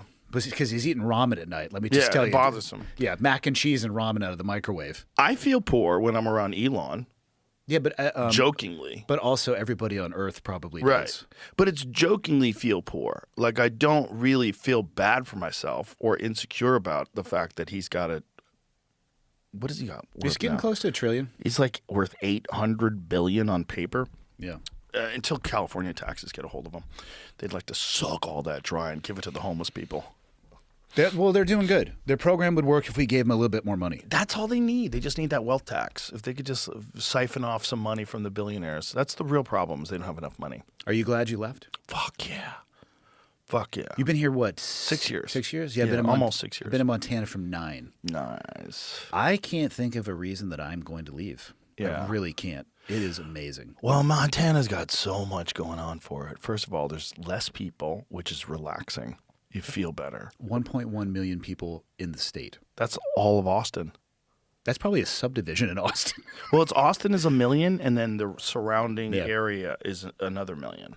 We just had a net decrease in population in Montana last year. Yeah, because all those fucking people that came over because of Yellowstone, they went through a couple of winters. And COVID, they're like, yeah, this sucks. We're out. Or that remote work job was like, hey, time to come back to the old office. Also, you try driving an electric car when it's fucking 30 below zero outside. That bitch is, it says you got 200 miles. Yeah. Guess what? You got 30. There is one Cybertruck miles. where I live. It's not mine. I bet it's a rich guy. He owns a Thai food restaurant. There you go. Which, I mean, I don't know what level of wealth is associated with Probably it. got some money. Yeah. But honestly, it might be money laundering is what he specializes in. It's hard to say. So might have a nail salon or two under his umbrella as well. They're great when it's warm out. Yeah. But the battery life significantly. Do you remember, I think it was Chicago or Detroit. There was a few years back, there was a giant blizzard that hit, and people with electric cars, their cars died on the highway. And they were really fucked. This. Yeah, really fucked. Because, look, if you have full tank of gas and you're just idling on the highway, it lasts a pretty long time, especially if it's diesel. Jeez. Oh, you'll get 24 hours out of it. 100%. Sure. Yeah, so you'll survive. If you have a fucking electric car and you get stuck on the highway and it's just bumper to bumper forever and that thing is the only thing keeping you warm, you better pray that someone lets you in their car. Yeah. Because you're going to die out there. You'll freeze to death in your own fucking car. I like the concept of them, you know? I drove one today. It's a time machine. Yeah. I have a Tesla Model S. The Highly, don't you have like a highly modified one that was? Oh yeah. I was going to say it might That's say how I Model roll. S on the outside, but Yeah. Well, the speed is the same as the standard one. The speed is exactly the same because they don't do anything to the engine because Yeah. it already has 1,100 horsepower. did they like widen yours? Somehow? Yes, the track is widened. It's got a much more robust suspension setup. It's got carbon fiber fenders. There's a company called Unplugged Performance, and they take it and it just handles phenomenally, and the brakes are way better. So it does that. But the thing about it is the speed that's just insane. Like when you merge onto a highway, it's a time machine. You just hit the gas like, and it's no sound. So it's, and all of a sudden you're going 90 miles an hour, like that. It's nuts. We're into different things, Joe. I'm going to stick with my F-150. I like those too. I have one of those. I have a Raptor. I have a Hennessy Raptor. I don't have that model. Yeah. So I like a Raptor, but I like one with 1,000 horsepower. First off, who doesn't? I just don't like the price tag associated with the 1,000 horsepower one. It's a little pricey. Yeah. But I was on the phone the other day because, it's got the speakerphone thing. So I'm on the phone with my friend Tommy, and I'm driving. He goes, yo, what the fuck are you driving? A dinosaur. You could hear the Yeah. and the supercharger whine. It's awesome. But I get it. It's not for everybody, but if you drive one, just the ability of those things, just the insane capability, the ability to go 0 to 60 in under 2 seconds is just nuts. Yeah. For a 4-door sedan. You know how to drive, though. Yeah. Some people probably are better off not getting into a car that can do that. Well, that's what's weird, right? So, like, if you want, say if you want to get a concealed carry license, you have to go to a range and you have to demonstrate that you know how to use a gun correctly. Are you talking about here in Texas? Yeah, in Because Texas. Montana is a constitutional carry state. Well, it's constitutional carry here as well, but still have a concealed carry, you have a get requirement? reciprocity. So if Interesting. you have concealed carry, you get reciprocity in Florida, Nevada. So if you get a concealed carry license in Texas, you can go to places where, they're maybe they don't even have concealed, they don't have constitutional carry, but they recognize Texas concealed carry because laws. of the additional Yeah. training, per se? Yes, Or, yeah, okay. exactly. But the point is, you have to show that you know how to use it. You can go buy a Corvette, and you don't have to show anything, which is crazy. Well, you have to show a likelihood that you're able to pay for it. That's it. That's is- it. yeah. So you can get a Corvette ZR1, which is also 1,100 horsepower and fucking bonkers fast, insanely engineered car. You don't have to show that you know how to drive at all. Yeah. You just have a driver's license, so you could Right drive into the around nearest telephone pole. sideways. I mean, there's plenty of videos of that. Yeah. My friend Whitney sent me a video of a street takeover in Los Angeles this Saturday night, where they took over some street and gunshots and people they cut off the entire street so no one can go anywhere. People surround these cars and the cars drive around in circles. Yeah. And then someone started shooting at people. Awesome. Yeah, what a classic pairing. Yeah, good times. It's Yeah. good to have rules. Yeah. Yeah, they're not doing that in Montana. Exactly. Exactly. You have to have an enormous amount of people in order for things to get that chaotic with a very small percentage of humans. Were there cops there for that, or they just didn't want to get in the mix? They didn't show up until after, the cops showed up when, people started shooting. Then they got there. That's generally when they're going to respond And to they're that. getting security cameras. But the thing is, in Los Angeles, they don't fucking put you in jail for anything. They let you right out. There's no cash bail. They're letting people out for all kinds of crimes. Yeah. I was listening to a podcast where a guy was a former gang member, and he was saying he's leaving Los Angeles because they're letting 70,000 people out of prison. It's it's going to get too dangerous. So it was too dangerous for the gang member. There's the answers to some tests right there. Maybe pay attention. Yeah, you gotta wonder, like, what are they trying to do with California, where everything seems to go in the wrong direction? Like, if you look at the vaccine thing, you're like, do you think they're really trying to lower population? Is that what they're trying to do? Like, kill off a percent? What are they trying to do with California? Are they really trying to destroy the state? Because if I was trying to destroy a state, that's how I would do it. I'd let everybody out of jail. I'd regulate the fuck out of everything so nothing can get done. You know, you can't buy these in California. Why? These are Alps Yeah, the because nicotine they're patches? flavored. This is wintergreen. Shout out to Tucker Carlson. This is his brand.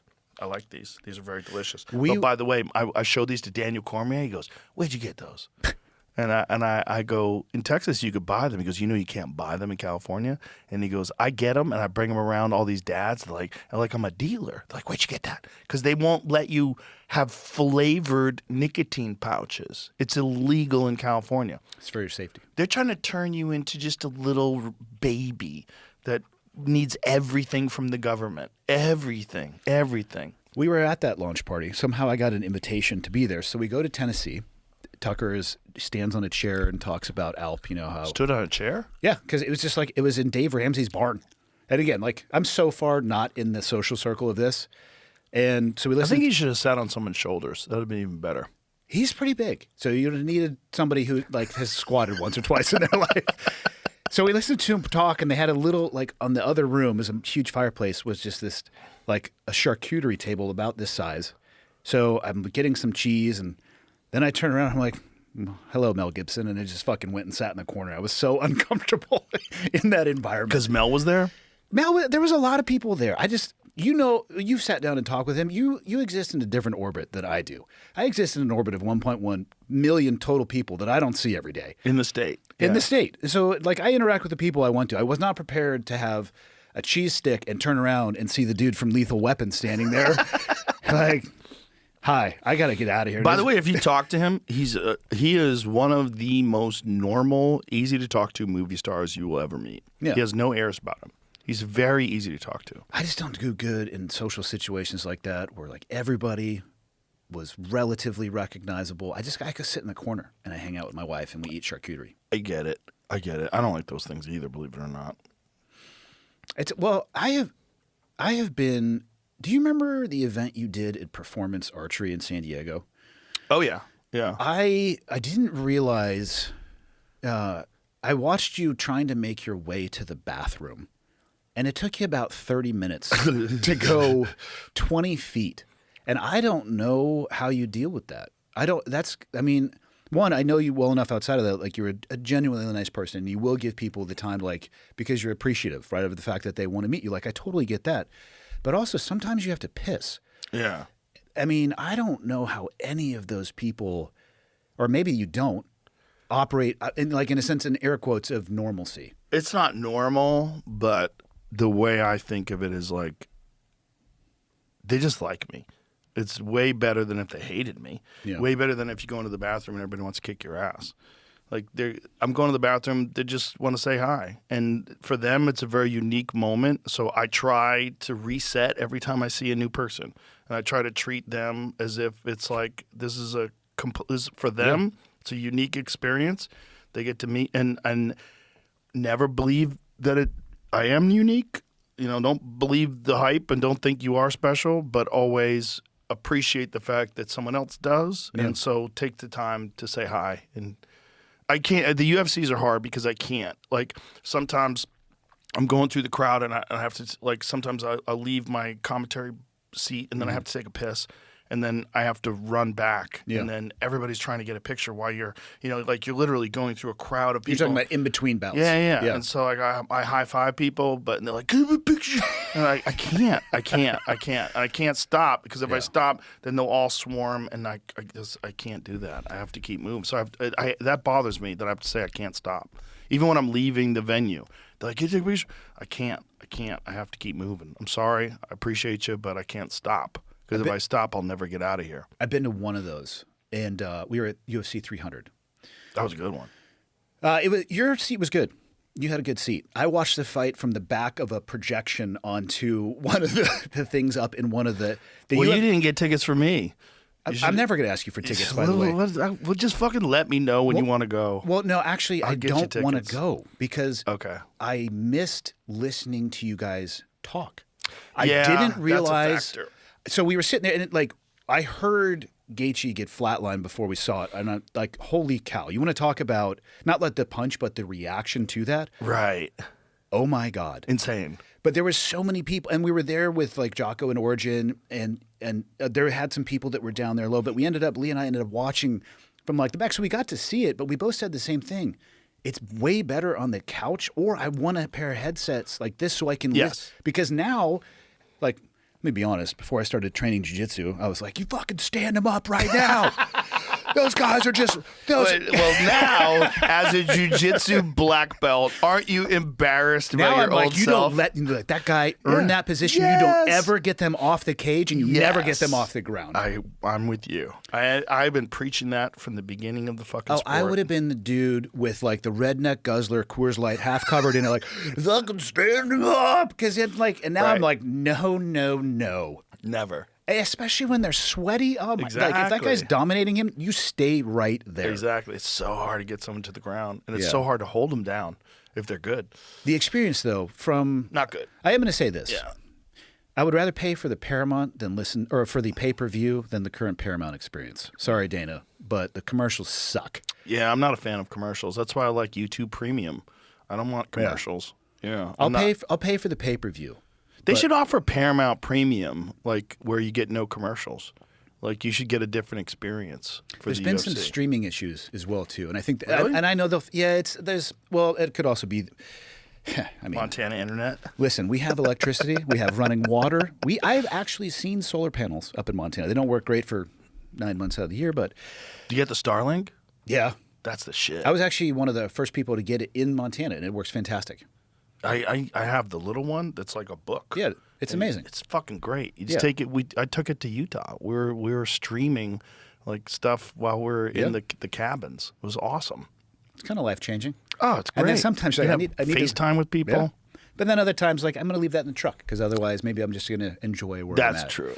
But the thing about elk hunting is you're so tired by the end of the day that you're not going to sit there looking at your phone anyway. But it's nice to be able to FaceTime home and say hi to people. And For sure. But I do like the fact that when you're out there in the woods, it doesn't work at all. Yeah. Yeah, that is, God, I hate hunting sometimes, like last year. Did you strike out last year? Oh, no, even worse. Wounded an elk. Oh, no. I think I texted you Oh, this. yeah, it's with a rifle, Yeah, too. well, I tell people that I am the Navy SEAL sniper with the most confirmed misses. Because I can just smash that trigger back, close your eyes, hold your breath, let it gray out a little bit, and then really just jerk it. That's the worst feeling when you know you could have done it so much better if you just had taken a little bit more time. It would have been hard for me to do it worse, Joe, if I'm being honest. People are like, how could you possibly miss? Because I'm a idiot sometimes, and I'm just, God. As I was pulling on the trigger, I was watching it just drift back towards the beginning of the guts, and instead of just stopping, just gave it a little bit more, and then never saw the thing. Looked for it for 2.5 days. Is there a worse feeling in the world than wounding an animal? No.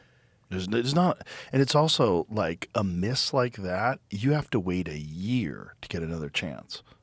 You have a whole nother year to sit about and think about that miss before you get back to hunting again.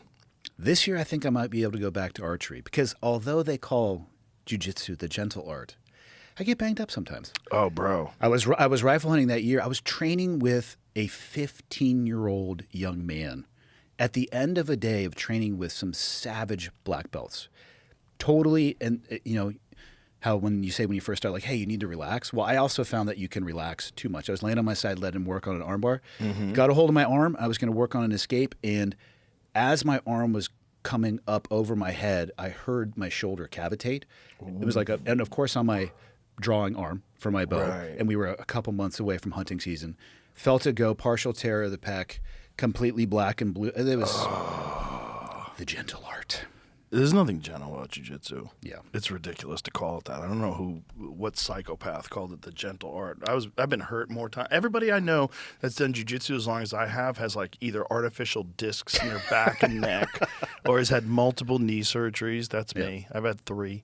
or has had torn shoulders where they had to get reconstructed, or blown out elbows. Yeah. Do you still train? No, I haven't in a while. I want to, though. Yeah. I did a little bit of training about a year ago with Gabe Tuttle, and I was getting back into it, but I still struggle with this one knee. I have one knee that keeps fucking up on me, man. For you, it would be very hard to find the appropriate training partner. Yes. Like, you're never going to a group class again and getting in there at open mat. People would come for your head because they're assholes. Yeah, but I always did. That's what I always did. Yeah. I always trained.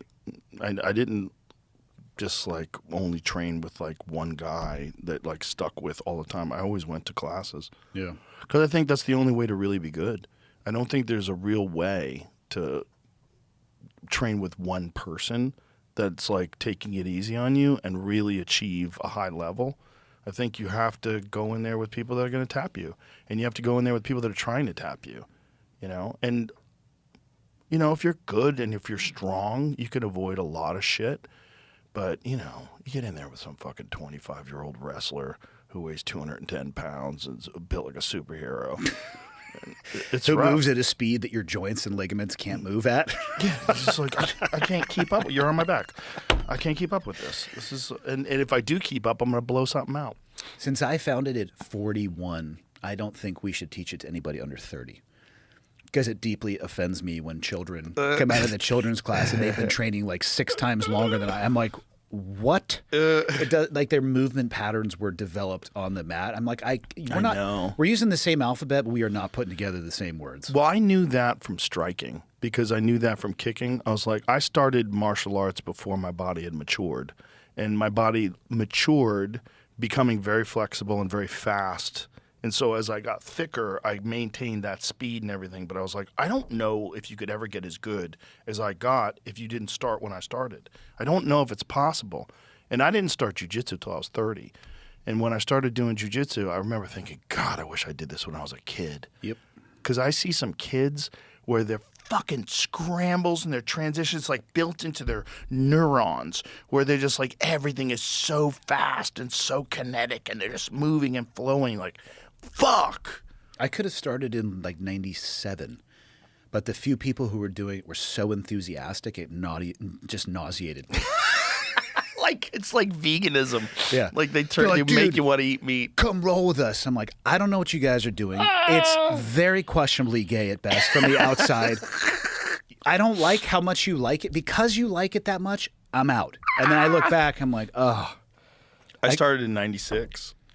Yeah. Not me. I guess I think, it was 95 or 96. It was right after UFC 2 came out on video. So UFC 2 was, 93 was the UFC. I found out about UFC I didn't find out about it in 93. I found out about a year later. And it wasn't available. UFC 1 was not available on VHS. I had to get UFC 2. And I found out about it from somebody at the kickboxing gym that I was going to. He was like, you got to see this. And I was like, what is this? I was like, oh my God, they did it. Because there was always this thing when I was a martial artist, when I was young, like, what's better, judo, karate? And no one knew. And then there was like the Jean-Claude Van Damme Kumite movies where you meet and all the styles come together and you find out what's best. But when I first saw UFC 2, I was like, oh my God, they did it. And then I was like, oh my God, I don't know that. This one guy's killing everybody. There's a lot of people that were saying that in those single-digit ones. Oh my God. So then what number UFC did you first commentate at? UFC 12. Damn, dude. That's a pretty Yeah. quick... Well, they probably were doing less frequently as well, but that's a pretty quick flash to bang. Yeah, it was... Seeing it on a VHS. And then That was 97. So by 97, I guess I was 30. Yeah. I guess I was 30, somewhere around there. So that was the first UFC that and I was already training at that time. I was training at Carlson Gracie's with Vitor Belfort. Vitor Belfort was there. Murillo Bustamante was there. Like it was amazing. Just stumbled upon that place. I actually went to Hickson's first, but I was so ignorant. I thought Carlson Gracie, Hickson Gracie, I thought it was the same. And Hickson was further away. Yeah. And Carlson's was closer. I was like, oh, I found a closer Gracie Jiu-Jitsu. I'll go here. And then it was also the time where Extreme Fighting was out, which was John Peretti, who was one of the commentators for the early UFC, was now doing this, and it was really good. Like Mario Sperry was fighting, Igor Zinoviev, and these guys, a lot of these guys were from Carlson Gracie's, so I saw the Carlson Gracie, the two Bulldog logos, which is fucking dope, and then I found out that it was on Hawthorne Street in L.A., which is like really close to the Comedy Store. I was like, oh, this is perfect, because I was living in North Hollywood. I would just drive there. It was much closer. Efficiency, yeah. It was much closer. But I got there at literally the perfect time because it was right before Vitor was making his UFC debut, which was UFC 12, which I commentated at. So I was literally training at the same school as Vitor, so I knew what to expect. I'm like, these guys don't know what the fuck this guy's doing. Like, this because everybody thought he was just a jiu-jitsu guy. Yeah. And meanwhile, he had lightning hands. And, you know, it was a slimmer Vitor. He was only like 200 pounds back then. Just moved like a fucking panther. And I got to see this sport just sort of emerging, where really it was becoming something completely different. Like at first it was just a bunch of people that didn't know anything, and you know or they didn't know anything about mixed martial arts. They either know judo or they know karate, and then there was Hoist. And Hoist is just tapping everybody, and everybody's like, oh my God, jiu-jitsu is the way. And then when I went to Carlson's, I was like, jiu-jitsu's kind of the way, but look at this guy. Like, you got to take that guy to the ground, and that guy's hands are like a fucking professional boxer's. This is crazy. Yeah. Jiu-jitsu is awesome. It's not complete. No. You can have a nice black belt and end up in an ambulance if you can't get through a striking range. Well, not only that, there's a lot of guys that were really reliant upon the gi back then, unfortunately. Because this is all you got to realize, this is all before Abu Dhabi, right? So this is before Abu Dhabi Combat Club came out, which was an amazing organization that paid real money to grapplers to compete, but made them compete without a gi, which was like, for a lot of guys, they didn't know what to do. They're so used to grabbing sleeves and grabbing collars and grabbing pants. And the one guy who had figured it out was my eventual instructor, Jean-Jacques Machado, because Jean-Jacques was born with essentially one hand. His left hand is just a thumb. He just has a thumb. He had a birth defect. And because of that, his game was all overhooks and underhooks and gable grips, which was, he wasn't relying on collars and all this other stuff. So his game was very different. He just dominated in Abu Dhabi. And that opened up the door to Eddie Bravo. So Eddie Bravo, he learned a lot of his techniques from Jean-Jacques as well. And a lot of his style was based around Jean-Jacques' principles, which is don't rely on the gi, because you don't always have the gi. It's a good tool to use if you have it. If you're fighting a guy who's got a winter coat on, it's awesome. Like, the last thing you want to do is fight a judo guy if you're wearing a winter coat. So not optimal for how your head's going to feel when it hits the concrete? Yeah, and you ain't going to be able to do shit to stop that. I asked you early on. I think we had linked up when it was right at the beginning of COVID. I was a white belt, and I asked you how you train and manage grip stuff. And you gave me a piece of advice that I still utilize. And you said, whether you have a gi on or don't have a gi on, just focus on taking no gi grips. I was like, Yes. son of a bitch. Yeah, that's what I always did. Yeah. The only gi technique that I really love is the clock choke. You know, when you get a deep grip on the collar and you funnel that left arm underneath and spin, oh my God, that's instant death.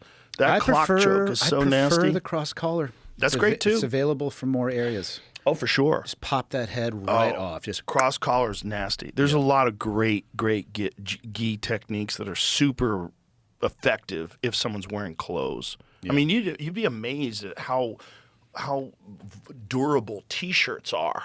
You know, you could really choke the fuck out of someone with a T-shirt on. Henner has a video where he'll get the first hand in.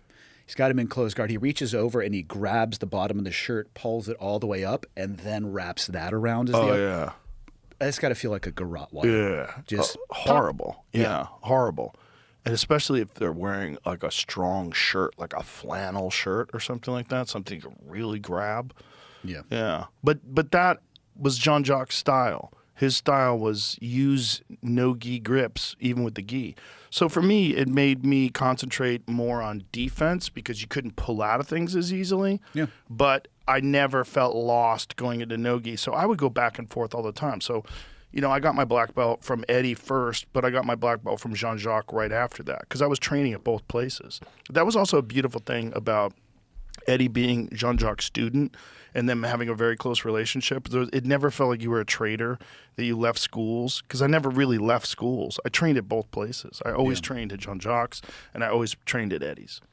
You weren't a creanche? Yeah, is that what they call it? Yeah, I think so. Yeah, so that was very nice that they had that amazing relationship where there was no static at all. It was like I would go to see Jean-Jacques, I'd go train there a couple days a week, I'd train at Eddie's a couple days a week. It was awesome. Yeah, if I had a time machine, and if my younger self would listen to me, which I don't think I would say two things. One, buy Bitcoin, obviously. And two, maybe get into jiu-jitsu a little bit earlier. Yeah. But I think what you did was pretty impressive because you got through it very quickly. Like, I remember you first started training and, you got a black belt in 4 years, 5 years? 5.5. That's amazing. That's quick. Well, I think it depends on how you view the time. So I think the standard 10-year window is usually somebody who trains about an hour a day or 2 hours a day twice a week. Mm-hmm. I had the ability where I was living, I could train 10 times a week for as long as I want to, right? So the math still maths at the end of the day. Right, but that's still very hard on the body at 40 years old. It's very hard on the body. Vitamin I, also known as ibuprofen, comes into the training model. That shit's terrible for you. Yeah, but it makes you feel better. It's so bad for you, though. Also, so bad for your gut. I will say this. One thing about my previous job is it teaches you how to learn. It rewards your ability to be coachable. Be coachable. And people ask me, how can you be a good student? Just in general, I'm like, listen, how about this? Do what your instructor says and nothing more. Right. If they say put your hand here and you ask them, do you mean always put it there? And they say yes, just put your hand there. Yeah. If you want to, and people, there's the internet's an amazing thing, right? And there's a bunch of ability to go out and look for techniques and stuff. But I can't think of anything more disrespectful to a coach to be told something and then you are offering them something that you saw on Instagram while they're trying to teach you. Like that's how that relationship is going to end up breaking. If you really want to accelerate your learning, focus and honor your coach. Actually, focus on what they are trying to tell you to do. Do only that and no more until you have that mastered, and then you can move on top of that. Absolutely. That's great advice. Yeah, you have to just listen. You have to listen and never question. And then unless you have a bad coach, then just get a good coach. That's the solution to that. Which in this era, you have choices. The era that you were starting in, there weren't as many choices. Right. Yeah. Well, I realized that when I went to Jean-Jacques' place that there's levels in teaching. And, obviously Hickson's school was very high level and Carlson's was too, but Carlson's went under pretty quickly. They weren't around that long. But then when I went to Jean-Jacques, I was like, okay, this is a completely different level. Like Jean-Jacques is so detail-oriented. I was also very lucky that I started doing Taekwondo when I was a child so that I always listened. Yeah. And the traditional martial arts environment, there's no room for questioning. They don't allow any questions. And I was also very lucky that the school that I started at was one of the best schools in the world. I just got lucky. I found this Jaehyun Kim Taekwondo Institute in Boston just happened to have multiple national champions, like really elite competitors. And so I never questioned. I always did. And I never did anything half-assed. I always did it exactly. That's how you develop the right technique. Yeah. You have to. Well, it's how you accelerate learning too. I mean, because again, people ask me about my old job, like, well, how do you guys do all this stuff that you do? Well, you learn it a piece at a time, and honestly, it's the mastery of fundamentals. Mm-hmm. Even at that, I think what I determined the most when my coach gave me my black belt was that I don't know a goddamn thing about jiu-jitsu, and I can't keep up with all the flashy, sporty stuff, but the better fundamentals get, the better you can tolerate a lot of that stuff. It's just the mastery of the fundamentals is just so essential. Well, some of the elite guys of all time never did any of the flashy stuff, like Hickson. Hickson was just the fundamentals honed to a razor-sharp edge. Yeah. You don't see Hickson doing some stuff, you're like, oh, I've never seen that before. It's all triangles, arm bars, rear naked choke, and just done to perfection. Yeah. And done in a way that black belts can't stop it. No, I've heard stories of him lining black belts up, telling them what he is going to catch them with. Yep. and then having like 10 of them watch him catch everybody before them with the same thing and them having absolutely no ability to stop it. Yep. That's what I'm talking about. Yeah. Well, that's Gordon Ryan, too. Gordon Ryan, one of the things that Gordon did, I was there when he did it. One of the times he did it multiple times. He would write down on a piece of paper how he was going to submit his opponent and seal it in an envelope. And before the match started, he would walk over to the commentators and say, open this when it's over. And then, you would see him catch somebody in a triangle, and then he would open up the envelope and it showed a triangle. And he had multiple opportunities to catch someone in different things. He's like, no. See, I could do that too, but it would be what I'm going to get caught with. Here's the most likely thing that I'm going to mess up and get caught with. Well, that's the thing about starting when you're 40 versus starting when you're 12 or whatever it is. It's like you're only going to be able to get to a certain height. Well, also, I recognize that I'm an aggressive hobbyist. I've competed twice only because my wife was coaching at tournaments. I was like, well, I'll go spend time with you. So here we are. I think once when I was a white belt and once when I was a purple belt. Like, that's it. I don't care about the competition. Shockingly enough, I'm not looking to have a violent confrontation with anyone ever. Right. Totally have filled my cup up with that one. Probably has spilled over a little bit from time to time. Like, I just do it because I really like the community. I like the fact you can't master it. So you can keep your brain young with your body young as possible. And it's just fun. It's really fun. It's so addictive, which is, to me, was the problem with injuries was that I would always I'd go, I'll work around it. And I'd just go in with injuries. And then they get aggravated to the point where, I remember one time my fingers were getting numb. Because my neck was so fucked up that my fingers were numb, and then I'm like, okay, I got to do something. Was this from you head and arm choking people? It was a lot of that. Yep. I remember you telling me your affinities. You're like, you really got to just drive your You got head. to use your neck. Yeah. And also not tapping. Yeah. Not tapping to certain neck cranks and different things that fuck your neck up. Neck cranks are very real. Yeah. I also didn't work my neck enough back then. I didn't have an iron neck, that machine. Do you still use that halo. thing? Oh, yeah. I fucking love that thing. Is it forward and back and turn or all those Yeah, things? so it's a halo. You Yeah. sit it on your chest, you pump it up like the Reebok pump, and then the chin strap, you tighten that bitch down, and you can adjust the tension that's required to spin it, and it has this giant bungee cord on it. And so the bungee cord is like 50 pounds of resistance, so you back up with the bungee cord till it's like fully taut, and then you go like this. I swear by that thing. All right. It keeps your neck strong as fuck. And I don't have any neck problems anymore. And I had a lot of fucking neck problems. So the thing that saved me, though, was Regenikine, which is like this PRP, platelet-rich plasma to the next level. This treatment that a lot of guys were having to go to Germany to get. In the early days, they would go, like, I remember Kobe Bryant went to Germany. I think Peyton Manning went. A bunch of guys had to go to Germany to get this treatment. And it's like they take your blood and through some process, I forget exactly how they do it, it makes this fluid that is like this radically inflammation-fighting fluid. And they injected it into my neck, and it cured my bulging discs. And all my numbness went away, and I got to start training again once I got back. But again, I didn't have a fucking iron neck back then.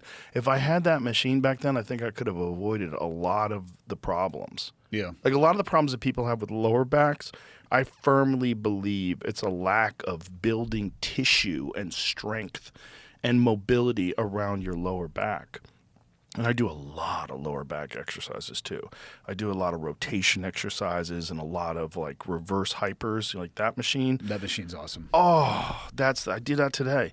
That fucking keeps your back so strong and healthy, and it decompresses at the same time that it strengthens. Yeah. And so many guys just go into the class.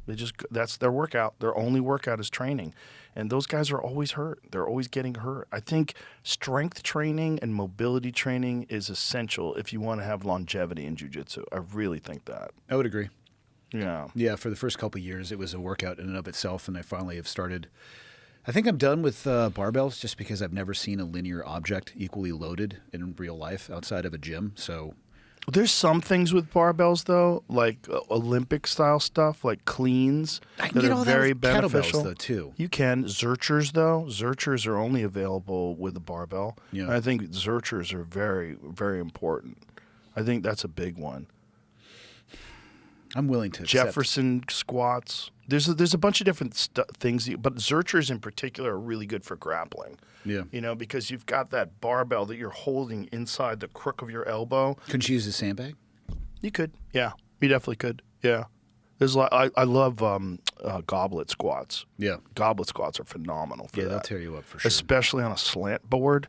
You know, when you're holding like a 90-pound kettlebell and you're doing those deep squats where it's knees over toes on a slant board and your whole core is just so activated when you're...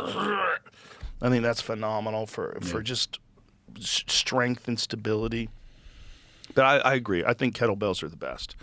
I think it's the best also because there's so many different things you can do with them in terms of there's rotational exercises I do where I like pick it down on this side and I swing and clean it and I press it on that side and let it swing down and I do like those things where you lie on your back with your with your butt with your legs up in the air and you do those twists where you take the kettlebell and bring it each side. You can absolutely demolish yourself with a single kettlebell. Yeah. Which is kind of awesome, especially like where I live too, traveling with the truck. Like, okay, Yep. put one of these bad boys in there. 100%. All the excuses are gone. I had a bowling bag that I would carry a 50-pound kettlebell with me on the road. I just put it in a bowling bag because it fits in a bowling ball bag. All right. People are going to look at you a little awkwardly, but I'm here for it. But if you have a 50-pound weight limit, if you check in luggage, like there you go. Whatever works for you. Yeah. Man. I appreciate the enthusiasm for working out on the road. Well, back then, the thing was you would never find them in a gym. And now they're in most gyms. It's tough not to find them now in a gym, yeah. Hotel gyms is like, why do you have a 1.5 kilo kettlebell? Like, is this for children? Like, what the fuck? The little micro ones? Like, okay. Some people like to pretend they're working out. Sometimes that's me. Just go through the motions. Yeah. Yeah. They're good for wrists, too, wrist curls. You know, you take a kettlebell and you, like, reverse it, or you have it this way, and you do these. Like, put your forearms on a bench. Oh, yeah. And you hold the handle in your hands, and you just let your wrist curls, like, because it puts you in this, like, weird angle. It really strengthens your forearms and your wrists. There's so many things you could do with those things. Things that aren't sexy, like Turkish get-ups.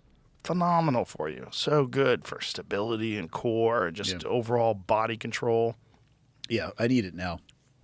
Crouching towards 50, still enjoying jiu-jitsu. Yeah. Yeah, you need a little bit. You definitely need something. You need some. Are you taking any peptides or any of that stuff? I played around the peptides. Finally, 2 years ago, I got my endocrine system checked, my hormones checked. Ooh, man. It was a nice little, it was like a little gauge that had red zone, yellow, green. Upon first looking at this chart, I assumed that my life was going to end in about 36 hours. What was your number? Oh, fuck. 2 something. Oh, Jesus. I had never had it checked. That's crazy. I didn't feel awesome, but I also... There are people who played around with an immense amount of performance-enhancing materials in my previous job, which live your life however you want to, just understand maybe the long-term tail and the consequences of the choice you want to make. Right. I had wanted to avoid that for as long as possible because, as you know, once you kind of go on that train, it's a lifelong journey. Yeah. But once I finally saw that piece of paper, I'm like, oh, boy. I bet you could attribute that to the volume of your training. That's also part of the problem is if you're training 10 times a week, you're probably in a constant state of overtraining. Oh, for sure. Yeah. Yeah, that probably for the vast majority of my life, that's been the state that I operated in. If I'm being honest, I mean, the answer was always just more. Like, if you want to get better, do more. Right. You want to be stronger, go harder and do more. I'm like, okay. It took me I started taking TRT about 2 years ago. I am just now finally slowly dialing it into where I feel a difference. Recovery is better, but also, I try to set realistic expectations for who I am and what I'm trying to do. Like, I want to have the healthiest lifespan that I can. Yes. I'd rather live to 80 and be doing awesome stuff to 80 than live to 90 and spend the last 10 years eating Jell-O in a nursing home. Right.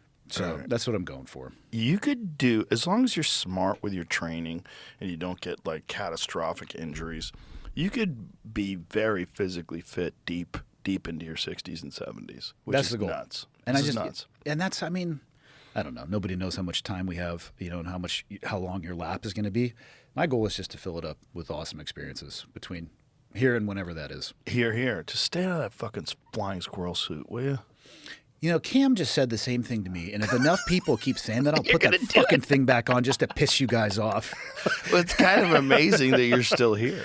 That's you've the done thing. that so many times. I mean, you broke the world record at one point in time. I did, yes. My egg. That was How many miles was that you flew It's like 18.2, something like that. with a flying squirrel suit? To me, it was very reasonable. You know, the things that I do that I think are reasonable, oftentimes in my life, people will pull me aside and be like, "Hey, man, what the fuck?" Yeah, that And- doesn't seem at all reasonable. Well, you're only seeing that one video. I had been skydiving for like 16 years at that point, you know? And, you know, something like when I would go over to, I remember I'd go over to Switzerland and I would do a flight in the wingsuit and get, you know, you're playing tag with your shadow on a steep cliff, and I would send it to you. And one day you were like, I just had to throw my phone across the room watching this because it was giving you anxiety. So then I'm like, clearly I'm sending you more of these videos for sure, right? Because now I got the hooking. I threw my phone into a couch. I was like, fuck this. What are you doing, Andy? But that was like one of many jumps in this, like the months of training leading up to that. I'm not going to sit here and say it's safe. I do think you can do it as safely as possible. And I don't have a higher risk threshold than other people do. I spend an immense amount of time at everything that I do, looking at the risk and trying to manage it, analyze it, mitigate it as much as possible. And then you look at what's left. To me, that activity provided me enough enrichment in my life that it was worth it. I haven't put the suit on in 5 or 6 years, but I swear to God, if I get one more person telling me not to do it, I'm going to go back and just start sending you videos again. All right, well, I promise I won't be that guy that tells you that. I promise. But honestly, at this point, again, talking about risk, it's not worth it. I don't live in a place where I can stay, because your currency in that suit comes from the skydiving world where you can jump it multiple times a day. In the base jumping world, there's no altimeter. You're just camera 1, camera 2 at about $120. Face first. So yeah, if you misjudge a tree or a Probably cliff, fun as fuck, though, while it's happening. I don't know how to describe what it feels like doing 120 miles an hour face first, a few feet off the ground. Probably like what is it in the Olympics? How The close? skeleton? How close do you get off the ground? What's the closest? Probably not intentionally. The closest was probably somewhere right around the 3-foot range. 120 miles an hour. Mm-hmm. So 3 foot is like 1, 2, like that. Yeah. Jesus, dude. Yeah. That's insane. You don't do that for very long. And if you do like some of those jumps in Switzerland, like you would hike for hours. And there's this one jump. It's actually one of the ones I sent you from. It's insane. You're just looking out into like this picture storybook of like where the Kabul giant or whatever he was would live, right? Like you just Kandahar giant, whichever. I think one. it's real. I hope it is real. It's such a deep part of me hopes that it's real. But you're looking out at that as you're zipping up your ridiculous nylon suit and checking to make sure everything is there. And then you just rock forward. And at some point you rock to a place where you can't go back the other direction. And you send it in the first few seconds because you have no airspeed. The suit doesn't fly, so you're just falling and then it takes off. And it's just these right-hand turns. And there are small sections where the angle is correct and you can kind of connect with the terrain and then get away from it and connect. The people who are able to survive it are not the ones that are flying 3 feet off the ground all the time. It's very, very short periods of time on jumps that they have practiced many, many times, and they slowly, incrementally work their way down there. Because, again, a mistake in that environment is you're going to impact an object head first at 120. I remember the video that scared me the most was a bridge where the guy was trying to fly through, the video. Yeah, I do. Yeah. Oh, yeah, there Is you this go. Andy? Oh, yeah. Look at this. Oh, I love this little grass field over here. I think my head turns to the right because there was 2 dudes up here. I was looking at them. God, that is beautiful. Oh, I'm telling you, it's insane. This is the field of joy. Wow. So that's the shadow in the lower right, but that's probably, I don't know, that's probably 10 feet off. God, that is fucking pretty. Yeah. That has got to be nuts. I mean, there's not a ride at Disneyland that can fuck with this. Oh, absolutely not. Wow. Have you ever done one of those ones where you strap a jetpack? No, but I like where your head's at. Yeah. I know exactly what you're talking about. You remember there was a guy that was like getting in trouble because they kept finding this guy flying a wingsuit. He was flying a jetpack wingsuit, and they were trying to like locate the guy. He was doing it. Yeah. He was getting like they were looking for him because he was. They kept spotting him. Where was that, Jamie? Do you remember? We talked about it on the show once. I feel like this is like a combination of stories. No. It was Secret jetpack man? Yeah, some guy had a jetpack and he was flying around where he wasn't supposed to be. Yeah, so these guys are in Dubai. Unfortunately, Wow, that's nuts. I found the guy. This was just a video. I thought Yeah. it might have been him, but it's not. But that one's nuts. So that's an actual wingsuit, like a that's an plane actual wing. wing. And they got to the place where they could take this off from standing on the ground, Joe. Unfortunately, one of the innovators in that ended up dying. There is an altitude and airspeed where if you have an issue, you're not going to be able to deploy your parachute to save you, and he had an issue at that altitude. Jeez. But yeah, who would have That ever... guy is up there with a plane. Show me Yeah. that again, please. Yeah. That is insane. Would you ever do that? I don't want to say would I. I mean, there's a time and a place where I would do a lot of things. Because I would 100% would do that. I bet you would. Now, does that guy have an engine on that thing? Yeah, there's little microjet engines. You can see them. That's How much fuel? That's a good question. Like I said, they had gotten to a place where they could stand. So that wing is kind of conforms around their skydiving parachute. I think there's 4 little jet engines. They got to a place where they were standing, cracking those things off and going vertical and then transitioning into flight. Yes. And then I think landing them too. Yeah. Landing them with the engine somehow? I mean, Did they rotate? I mean, they are wearing a parachute. You know what? Maybe I might be misspeaking on that, but I know that they were taking off from a no airspeed, standing there and just. That's nuts. Well, that's also, like I said, how one of the innovators died. It was in that phase, like a low altitude, low airspeed phase, where nothing's really gonna. I remember I did morning. What about this? What is it? Oh yeah, these are the wow. jetpack racers. Oh yeah, that's crazy. I've seen that too. This is real, by the way, right? Yeah. Is it? Because it kind of looks fake, but No, those are real for sure. They actually have. There's a league, Jamie, of guys who race these things. how do we get them? That's a good question. Yeah, add to cart on Amazon for sure. How fast do you think these guys are where are we going going with with these things? it? Whoa, and they could just land? Oh, that's You wild. could just fly to work. Bro, you have to have some fucking shoulder strength to do that. I mean, I love how they're trying to show like this has like incredible military application. Like, let's take it easy, okay? It's got to be quiet, right? Does Oh, super quiet. Is there some support for your shoulders in there? It's not like you're doing a constant dip. I don't. Well, I think that the jetpack, on his backpack, I believe that's putting some thrust out too. The hands are as well. So it's the combination of the 3. Because like how long can you hold a dip position? I don't know. Yeah, so here's the league. Look at these Yeah, the backpack itself. Oh, getting fancy. Oh, that's crazy. Well, but the ground's pushing back up on you on that situation, you know? Bummer. If you're doing a dip, Yeah, fighting that's gravity, true. That's true. It Yeah, still wouldn't that's be true. that easy. You still have to. I It's feel like still the the backpack is shoulders. doing the majority of it, like the Iron Man little hand things. I feel like that's just the It doesn't seem stabilization. that heavy. Oh, so the backpack is doing the most of it, and the I other think things are just so. steering Yeah, you a you kind little. of smooth his arm Okay. around pretty easily. I think so. Right. I have exactly 0 seconds in one of these things, so this is me talking out of my ass. If there was enough lives, if you had multiple lives, I would do a lot of different things. That looks so fun. It does. Jamie, what You could can't you? have Look at this no guy's going up parachute, the right? mountain. Where's the parachute? You can't. Or is Oh, that no, there stuck is in- no parachute. Stuck That- in the box. Oh, too? so if this. No, there's no parachute. That's That- why you want to yeah. stay 5 feet off the ground. Look with at these, I think. this. Yeah. This dude's just water. flying to the top of this fucking cliff with that thing. Oh, that's bonkers. For sure, this is like to save people or something. No, it's for fun. I agree So, with Joe more on that one. What do you think? Like how much time do you get in one of those to run out of fuel? I don't know. Let's Time enough to fill a motivational video like this. To me, I'd be Gravity Industries. This would- is the company. I would be gotta- reverse engineering. Like, where is this in my Amazon cart? How do I possibly make enough money to have these sent to my house immediately? What do you think one of those costs? My guess would be 6 figures. So professional.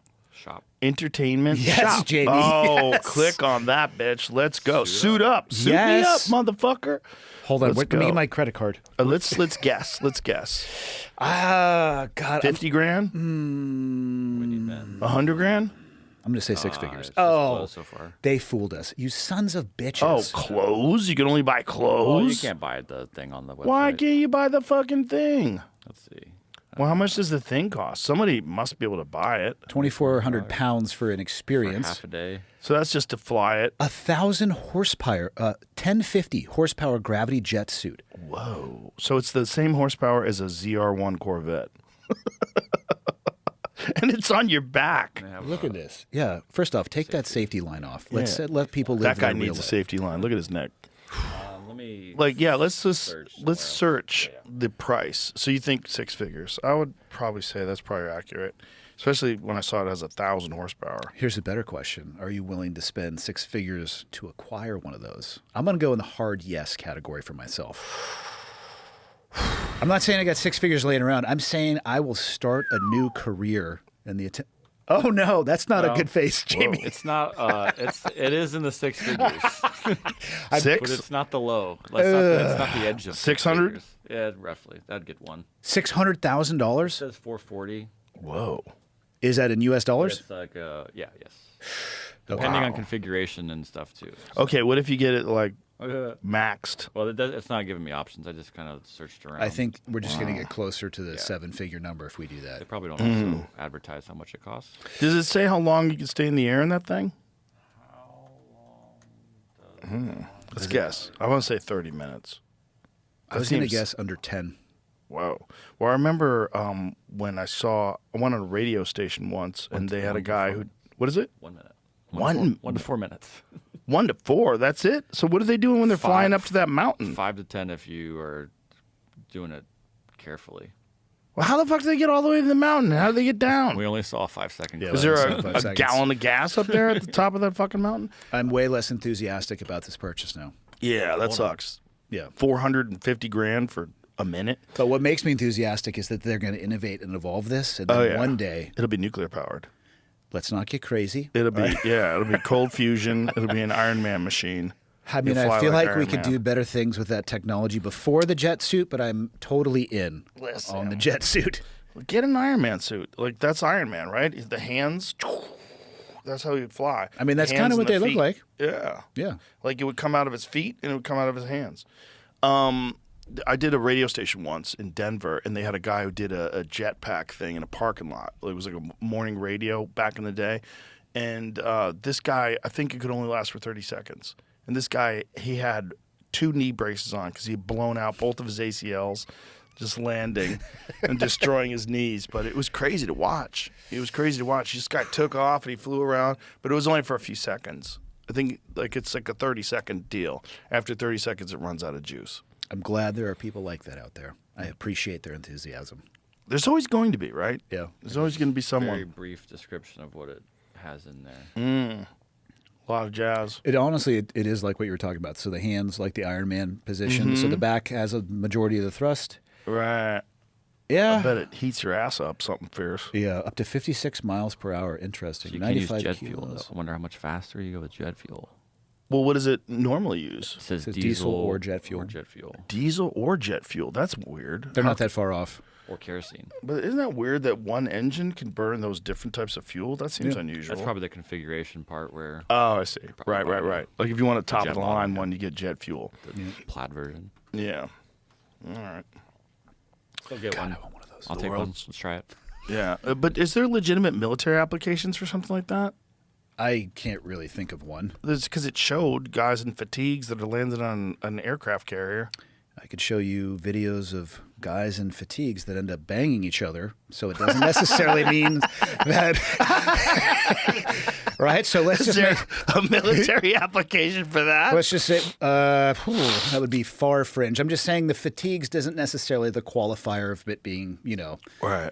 good utilization for the military.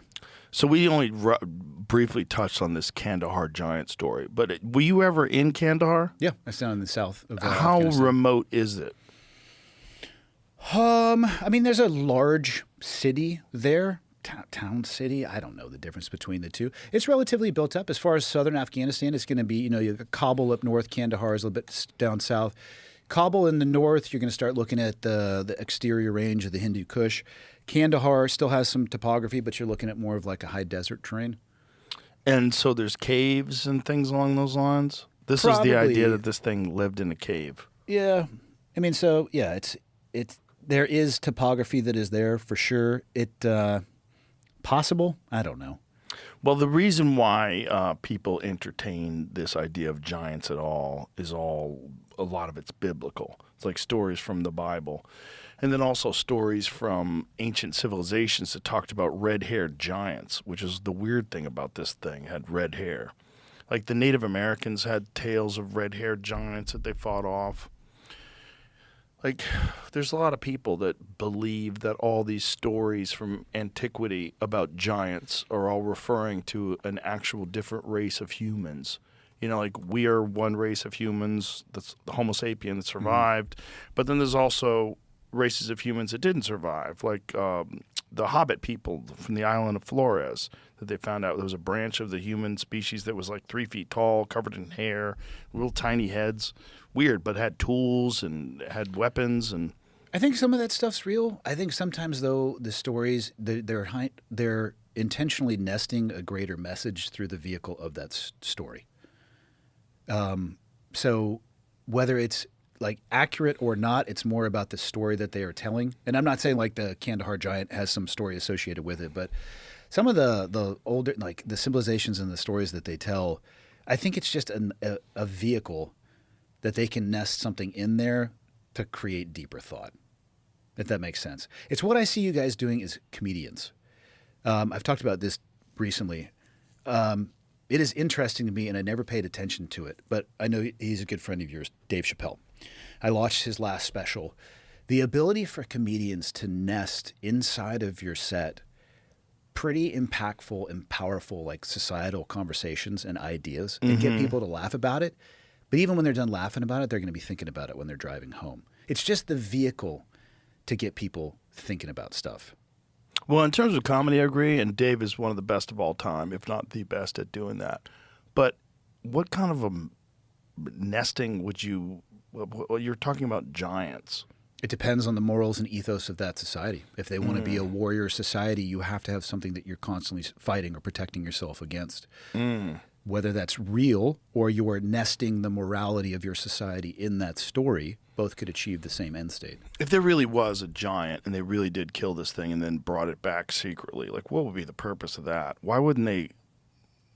That's where I go. Like, what would be the purpose of hiding the fact that this thing existed? I don't see why the government would hide the discovery of a giant. Like, what? Yeah. What military reason? What national security reason would you have for hiding the thing that this thing existed? At some level of objective skepticism and criticism or looking into these stories, you get to that point of like, who's benefiting from this and why? Yeah. Why would anybody actually go out of their way to put this much effort into obscure something like that? Yeah. That's how I feel about giants. But when it comes to UFOs, it makes more sense to me. Because then you have something that's insanely advanced, much more advanced than us. And so I had this guy, Hal Puthoff, on my show. He's a physicist, very brilliant guy. And he's been around forever. And during, was George W. or Herbert Walker? One of the Bushes. They brought him and a team of specialists in, and they said, we are contemplating disclosure, and that we have not just acquired crashed vehicles that are of non-human origin, but also we have biological remains of these creatures. We want you to write down pros and cons of the impact of these things and put a numerical value. Put a numerical value in terms of impact on government, impact on religion, impact on all these different things. And universally, all of them came out with more cons than pros. The numbers didn't line up, and they made a decision to not disclose. This is according to this Hal Puthoff guy. I could see that being the case. I could see that being the case, too, if it was true. The UFO thing, there's just too many stories for me to openly dismiss all of them. Even though I've had no experiences, there's too many stories. There's too much weirdness to it. How about it just given the size of the known universe and the fact it keeps expanding? What is the mathematical odds that we are completely the only thing out there? Exactly. So this is like sort of the same argument that people used to use for Bigfoot. Like, the wilderness is so vast. The Pacific Northwest is so dense. there could be something out there that we haven't documented. Well, the problem is now we kind of have, and now we kind of know that with all these camera traps and all these different things, it's very, very, very, very unlikely that any of these stories are true. But when you get to the universe, it's like, come on. It's way more likely that we're not alone than we are alone. If we are alone, that's kind of insane. I mean, it's kind of incredible. If this is the only place where intelligent life is formed, I think if that's the case, we're missing something. We're missing something about the nature of consciousness. We're missing something about what consciousness actually is. Like, what is our actual role in the universe? It might be more complex than we initially believe. I think disclosure that we aren't alone would have a net benefit to society globally. We spend a lot of time pecking back and forth at each other and fighting each other. Mm-hmm. If you got sat down and be like, listen, we have a global issue now that everybody is impacted by this. As much of the biggest swinging dick you think you are on this planet, guess what? You're nothing in comparison to this. I think it would have a net calming effect. Maybe not instantaneously, but overall, I think that would be the net effect of it. Perhaps. The real problem is, like all things, someone's going to take advantage of it. But I think that if so, let's just say it is real. I think that's already happening. Like the U.S., if that's real, the U.S. is not the only country that has agreed not to disclose because it is to their benefit not to do so. Like these things, Russia has a crash program. I'm sure China does as well too. And I'm sure that everybody, to include the U.S., is trying to reverse engineer these things for our benefit as fast as humanly possible. Yeah. So I think if it is true, that is the case. And that's the Bob Lazar story. There's a great documentary that's out now called S4 that's about Bob Lazar. I had him on again for the second time. I don't want to believe him. I want to think he's a bullshit artist, but I believe him. There's something about one guy who's a clearly brilliant guy who's been telling the same story since 1988. yeah, You know? and like you said, a volume of other stories. Some of them I think you can completely For sure. write off, but other ones pretty tough from pretty credible people who aren't making claims like, "Hey, I sat down and had a beer with this thing," but like, Right. I was in an aircraft that has a certain performance envelope, and we understand the performance envelope of what humans are able to fly at this point. And this thing did things that I don't understand. Sometimes the videos get. I mean, I was talking with Bill Thompson. You just had him on. Love that dude. He's one of my favorite people. You got to be cautious how deep of a question you ask him. Right. Because he has national defense level autism at times. DEFCON 5. You're like, Bill, what's your favorite color? He's like, oh, what is color? Like, fuck, no, that's not that's not what I meant. But we were having this conversation, and his background is fascinating. And what's even more fascinating is what he's done with his background and what he built with Spartan Forge with that. And his ethics. Correct. But he was talking about some of the videos. He understands technological things, and he can look at stuff and be like, that's the parallax of two moving objects and how a lens works. Not many people understand those things, to include myself many times when I'm talking with Mr. Bill. But, I mean, he's a national treasure. He really is. He is. That was one of the ones where I dipped into the comments on YouTube because I just wanted to know how people were going to react to him. Yeah. What'd they say? Loved him. It was universal praise for how brilliant he is. And I'm like, there's only one way they're going to respond. I'm like, if you don't like this guy, like you're listening to the wrong show. Have you seen what he's done with the app he created, Spartan Forge? It's incredible. It's an amazing app. It's 20 plus years of targeting and intelligence gathering packaged into something that's consumer facing, that if you're into hunting, holy shit. I know. And what kind of a super genius is going to get involved in a hunting app like that? Captain America of autism. I love you, Bill, but let's be honest. He's brilliant on another level. I remember the first conversation I had with him. I was like, oh, okay. There's people that you talk to. Like whenever someone says, oh, Joe, you're so smart, I'm like, settle down. No. I'm smart compared to you. I'm smart compared to some people, but I know real smart people. Yeah, there is a stark difference. A giant leap, a chasm. Yeah. A fucking, an ocean to cross before you reach like levels like Bill or Elon or some of these people. That's just like the amount of processing power they have. Yeah. You know, I have a Honda Civic brain, and these motherfuckers have a Corvette ZR1. I usually go with I have an IQ that you can find on a thermostat. Versus, I mean, I'm not saying it's like the winter, but maybe it's a little bit close to a hot summer day. Now, what he is, I wish I had the ability to build stuff like that. Like I use that app to hunt, but most of the time I use it when I'm flying my helicopter around. Because it is like the terrain analysis, the ability to look at stuff, the LiDAR, the way that you can look through foliage. Again, I'm deeply appreciative that people like that exist. And again, with the ethics that he has, he will not sell your fucking email. He's been offered a lot of money to sell all the, that's the thing that companies do. You sign up for something, you use your email, that your email goes in the list. I'm sure if you ever opened up one of your email accounts and looked through the filters, like all the spam and promotional shit, it's like years and years of garbage. In addition to the email stuff, I know Bill has become a very good friend. He's been offered money to do a lot of things, and his morality has stayed true throughout. Which, and again, like those things are his to talk about if he ever wants to. But as somebody who knows him and appreciates that, I wish there were more people like that. Yes, it's just very difficult to become a guy like that. You know, it's the long road to be that guy. Yeah. I think because of what's going on in Iran, it'd be good to talk to you about this because you're a guy who kind of understands things in terms of like geopolitics more than the average person. Listen, I can find Iran on a map, okay? That doesn't mean I understand geopolitics. I know. You're you're humble. But my operational experience was at a low meaning on like, there's strategic war, right? Operational war, but that's air I never was in the room for. I didn't breathe that air. I wasn't invited, rightfully so, to planning meetings where they were talking about the defense policy of the United States, right? Or going into a country.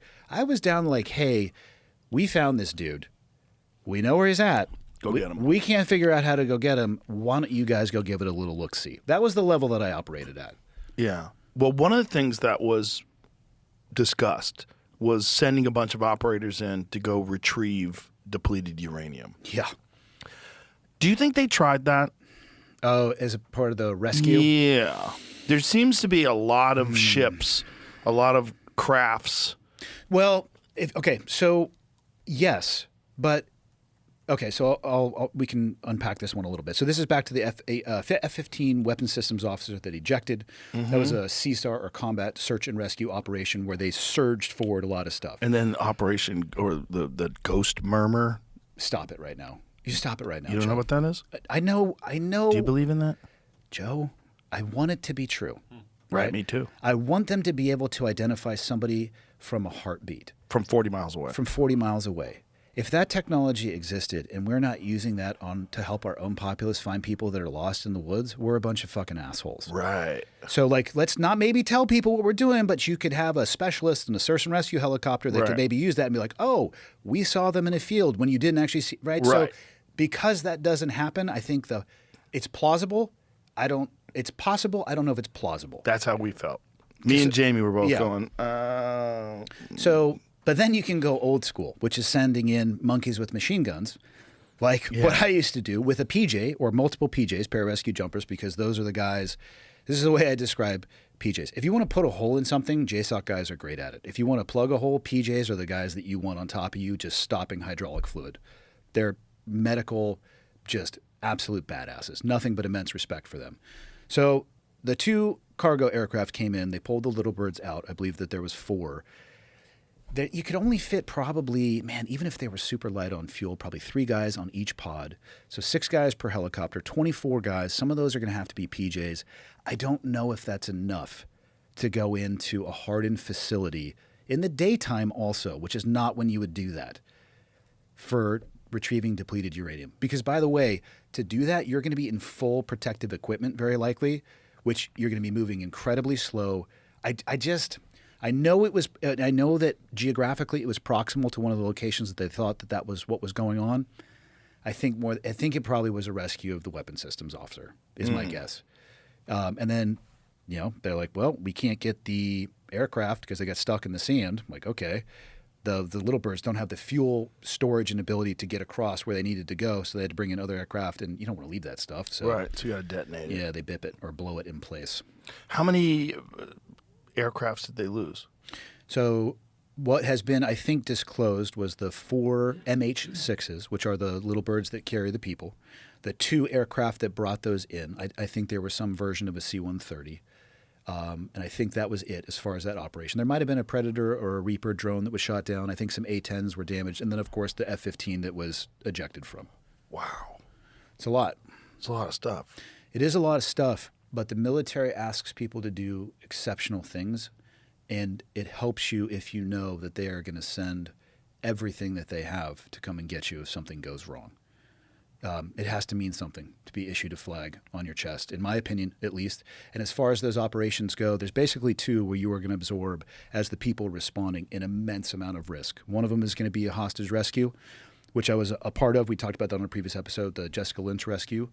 The number of people we thought we might encounter was a way bigger number than the number of people that we could get there in the helicopters. But you go anyway because of the chance of rescuing somebody. Combat search and rescue, kind of the same thing. Maybe it's not a hostage situation, but it could be building towards that. I mean, maybe you don't have time to go at night, which is when you have all the tactical and technological advantage, right? The night vision goggles. Right. It's like, hey, we got to go now in the daytime. We're going to level the technological playing field, and you guys are going to go full back dive and get, like, that's very high risk. Those are about the 2 times that you were going to accept that level of risk. And you go when you go.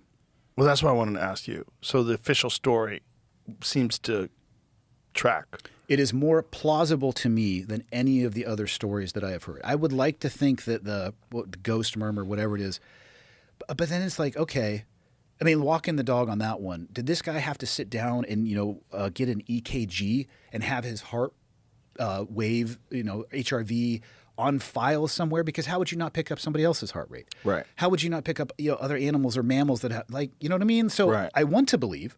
I think we'll probably get there. I don't think we're there yet. Was that an official story? No, that's a Twitter story. Are you sure? I first saw it on Twitter, so. I did too. But someone sent it to me. I didn't actually actively seek it out, but The somebody sent internet- it to me, and I was like, wait, what? And then me and Jamie threw it Yeah. around for a while. The internet is the best, worst thing ever. It was getting spread around by New York Post, and then the same article was getting repeated everywhere. So whether Interesting. it's- New I'm gonna have it on the York screen. Post. Have it on the screen. Interesting. Ghost murmur. I mean, I would imagine, I bet you Lockheed Martin does have a program called Ghost Murmur. Long-range quantum magnetometry. But I'm looking at articles, so Diamond-based basically, sensors. I think Iran was saying that we tried to do the snatching of the uranium. Yeah, but those are the little they birds. foiled us. So it's like who knows what side of the story to believe. All right. situation. That is part of the problem. And, you got your Fox News narrative and your MSNBC narrative, and who fucking knows? Yeah, separating the bullshit in the modern era Yeah.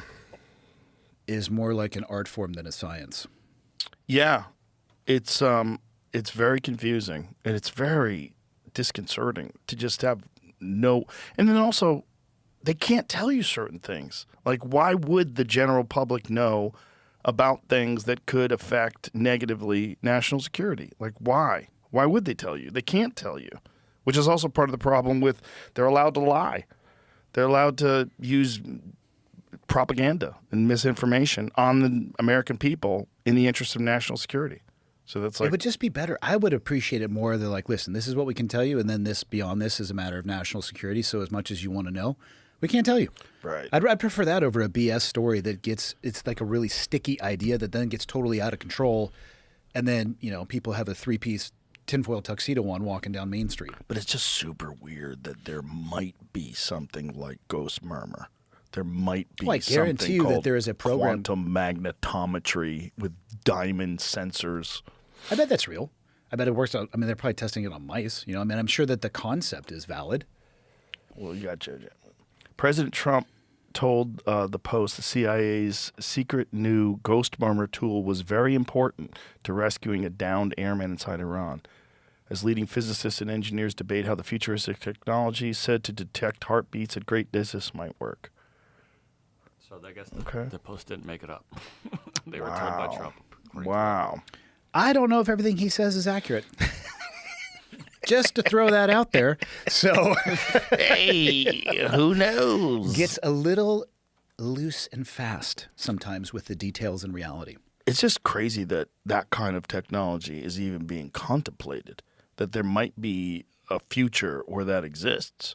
Oh, that makes So they total can sense to me. find you based on your heart rate. Well, they now know that they can use Wi-Fi in order to see 3D objects in motion in a house. Yeah, they can map basically. Yeah, I mean, again, I think Evan and I had an argument one time about radar and sonar, and we were both calling each other idiots, and we both found out that we were wrong once we looked it up on the internet. So we'll say it's some version of that.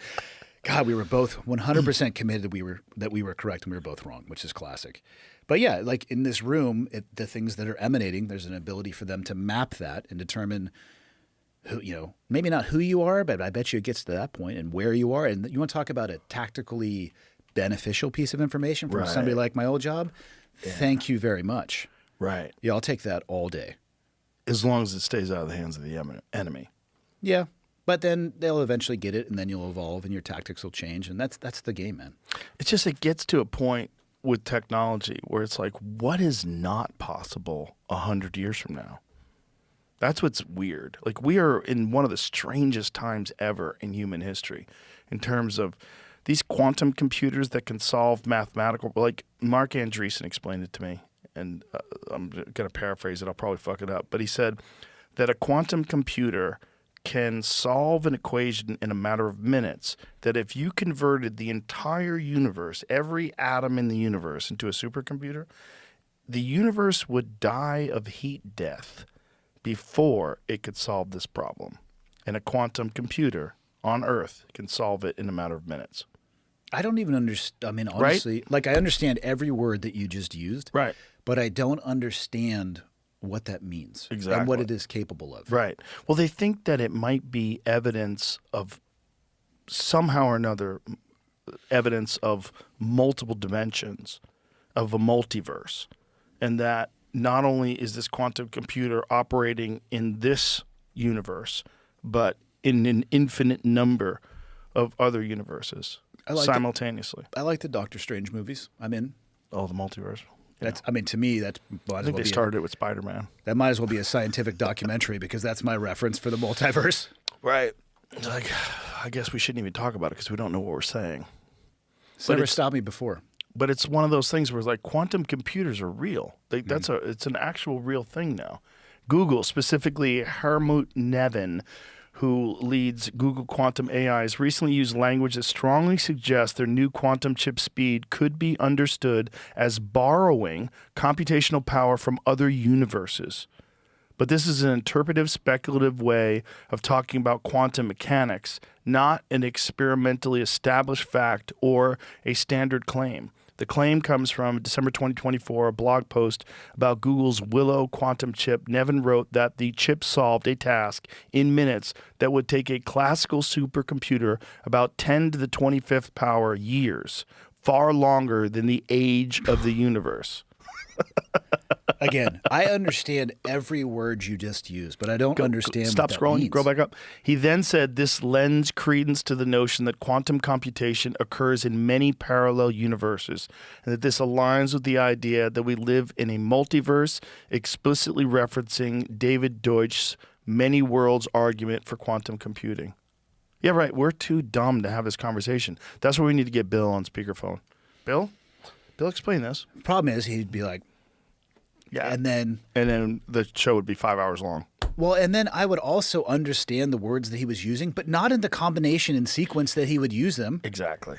I'm just appreciative that he exists. Yeah, I'm appreciative that there's people like that out there. Yep. Your book, Drownproof, I assume this is in normal language that a normal person like you and I could read? Well, considering understand? that I wrote it, we did not use a lot of multisyllable words. A lot of ands and thes are in there.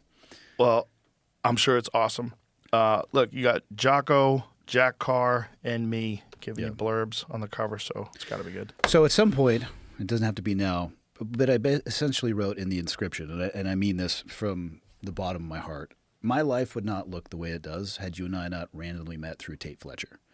like my post-military life would look completely different, and I have no ability to like pay you back for how gracious you've been with like your time and your platform. So it's a two-way street because your presence on my show has enriched my show. It's made the show better, for sure. Well, my promise is that I will do the best I can to be a positive impact on the world around me. I think that's the best way that I can try to pay you back, and honestly, it's the reason why I wrote that in the first place. So well, that's all I can do. It's my pleasure, and I try to do the exact same thing. And shout out to my boy Tate Flesher. I haven't seen that guy in forever. He's the best. I love him. Yeah. All right, and I love you too. Thank you very much, and thanks for being here. And Drownproof, did you read the audiobook? I did. Yes, I love it. After that experience, let me tell you, voice actors, I struggle with it enough as the person who wrote the words. I can't even fathom what it would be like going in there blind and like, well, let's just figure this out as we go. Yeah, it's a tough gig. Yeah, there's a reason why they... Yeah, Jocko wrote and read the foreword. Nice. That was amazing. Beautiful. Yeah. All right. That's it. Go get it, folks. It's out now. All right. Bye, everybody.